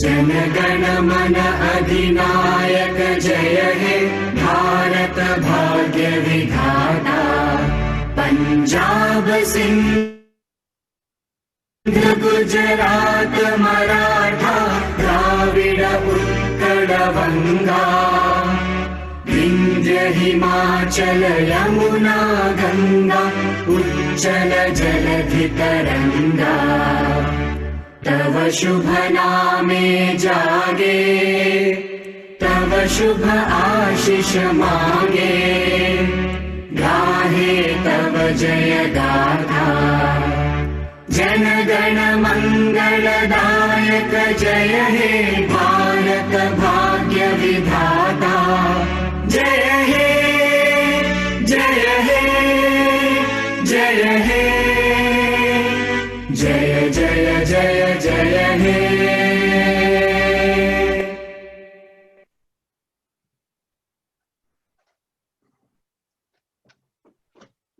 Thank you everyone for being here with us this evening. If you do want, we do encourage you to stay on for the fellowship and a bit of chit chat among ourselves, unless it's too late for you or you have to leave for some other reason. Thank you, Calcutta. I'm sorry I'll have to leave, but congratulations and great going, Calcutta. It's been a lovely evening. Thank you, and bye everyone from me. Thank you, SI Calcutta. It was really lovely. The wonderful webinar. Thank you, Calcutta. It was an amazing evening. Thank you. Yes, congratulations from London East. Fabulous, fabulous.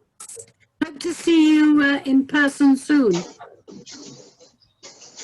Thank you, Melanie. Thank you, SI Kolkata. Thanks for organizing this wonderful session. Good night and have a great celebration. Thank you, everybody. It's been wonderful to have all of you. And the speakers were absolutely excellent, excellent. This is the first opportunity we've had to hear about this aspect of Soroptimist International and in fact all the SI clubs in connection with the United Nations SDGs. Thank you so much for making it such a very interesting talk. Thank you. Thank you, Tara. Koile Roy was really good at the convener too. So it was wonderful. Achina, you should have sung. Thank you, Zari. Thank you, everyone. Nice to see you all. Good night. Bye. Good night. Wonderful evening. Anisha could not be Bye. here due to her personal bereavement. Well, our prayers are with her and her family. Yes. I that God gives her enough strength. True. Loss. True. Good night, everyone. Nice to see you. Good night. Good night. night. Thank you. Good night. Thank you, SI Kolkata, and congratulations. This is Sabina, and thanks for arranging such a wonderful speakers. It was very informative. Thank you.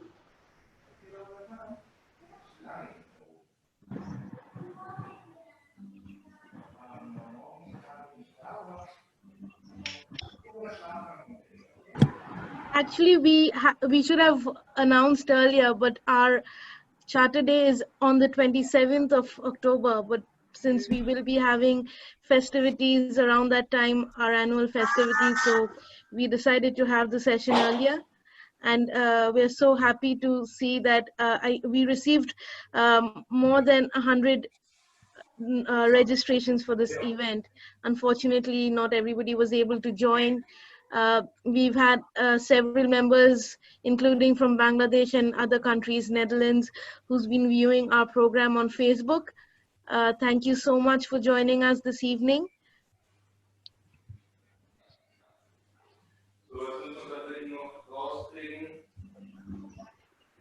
If anybody else wants to say something at this point, share anything. I'll step in, Ayushi. Sharon, congratulations on a really successful event, and your moderating was great. I know it's not easy to run these calls, but my breakfast is now calling, so I think I will, it's our Thanksgiving weekend in Canada, so I've got the family up at Whistler, so I think they're eating without me right now. But okay, Sharon, we'll let you go and I'll catch up with you in an hour again. Yep. And I see Olga's with us too. Yeah. Thank you, everyone. Bye-bye. Thank you. Bye-bye. Bye-bye. Can I say goodbye as well? It's Pat. Thank you, Pat. We were really delighted that you could join us this evening. It was a great session. Thank you. And especially to Coley for her introductions to each section of the event. It was wonderful to see her still actually in action. That's fantastic. You're still going, Coley. Thank you very much. And I'll say goodbye to everybody and enjoy the rest of your celebrations. Thanks very much for inviting me. Thanks, Pat. Bye-bye. Bye-bye. Thanks, Kohli. Thank you. Thanks, Thank you very Ayushi, much. Archana. Thank you. Bye-bye. Bye. Bye. Thank you. Thanks, Pat. I think we can end at this point. Yes. Thank you so much. Thank you, Linda, for being here and giving us your time. It gives me the honor to be here. Thank you so much. I hope things are slightly better in California now. Have the fires subsided? Well, you know, actually, it's sort of thinking about raining out there, but not quite. So if any of the other regions would like to share rain with us, we would be more than happy to share. Oh, we would love to share. We would love to share We some would rain love to because share. Please, send it our way, please.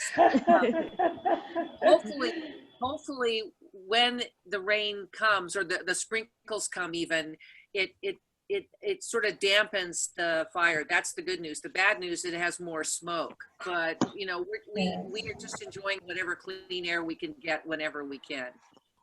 And normally I would have had this outside so that you could watch the birds hopping and the chipmunks coming up the tree, and you know, have other little fun diversions. But it was kind of too cold and hostile even.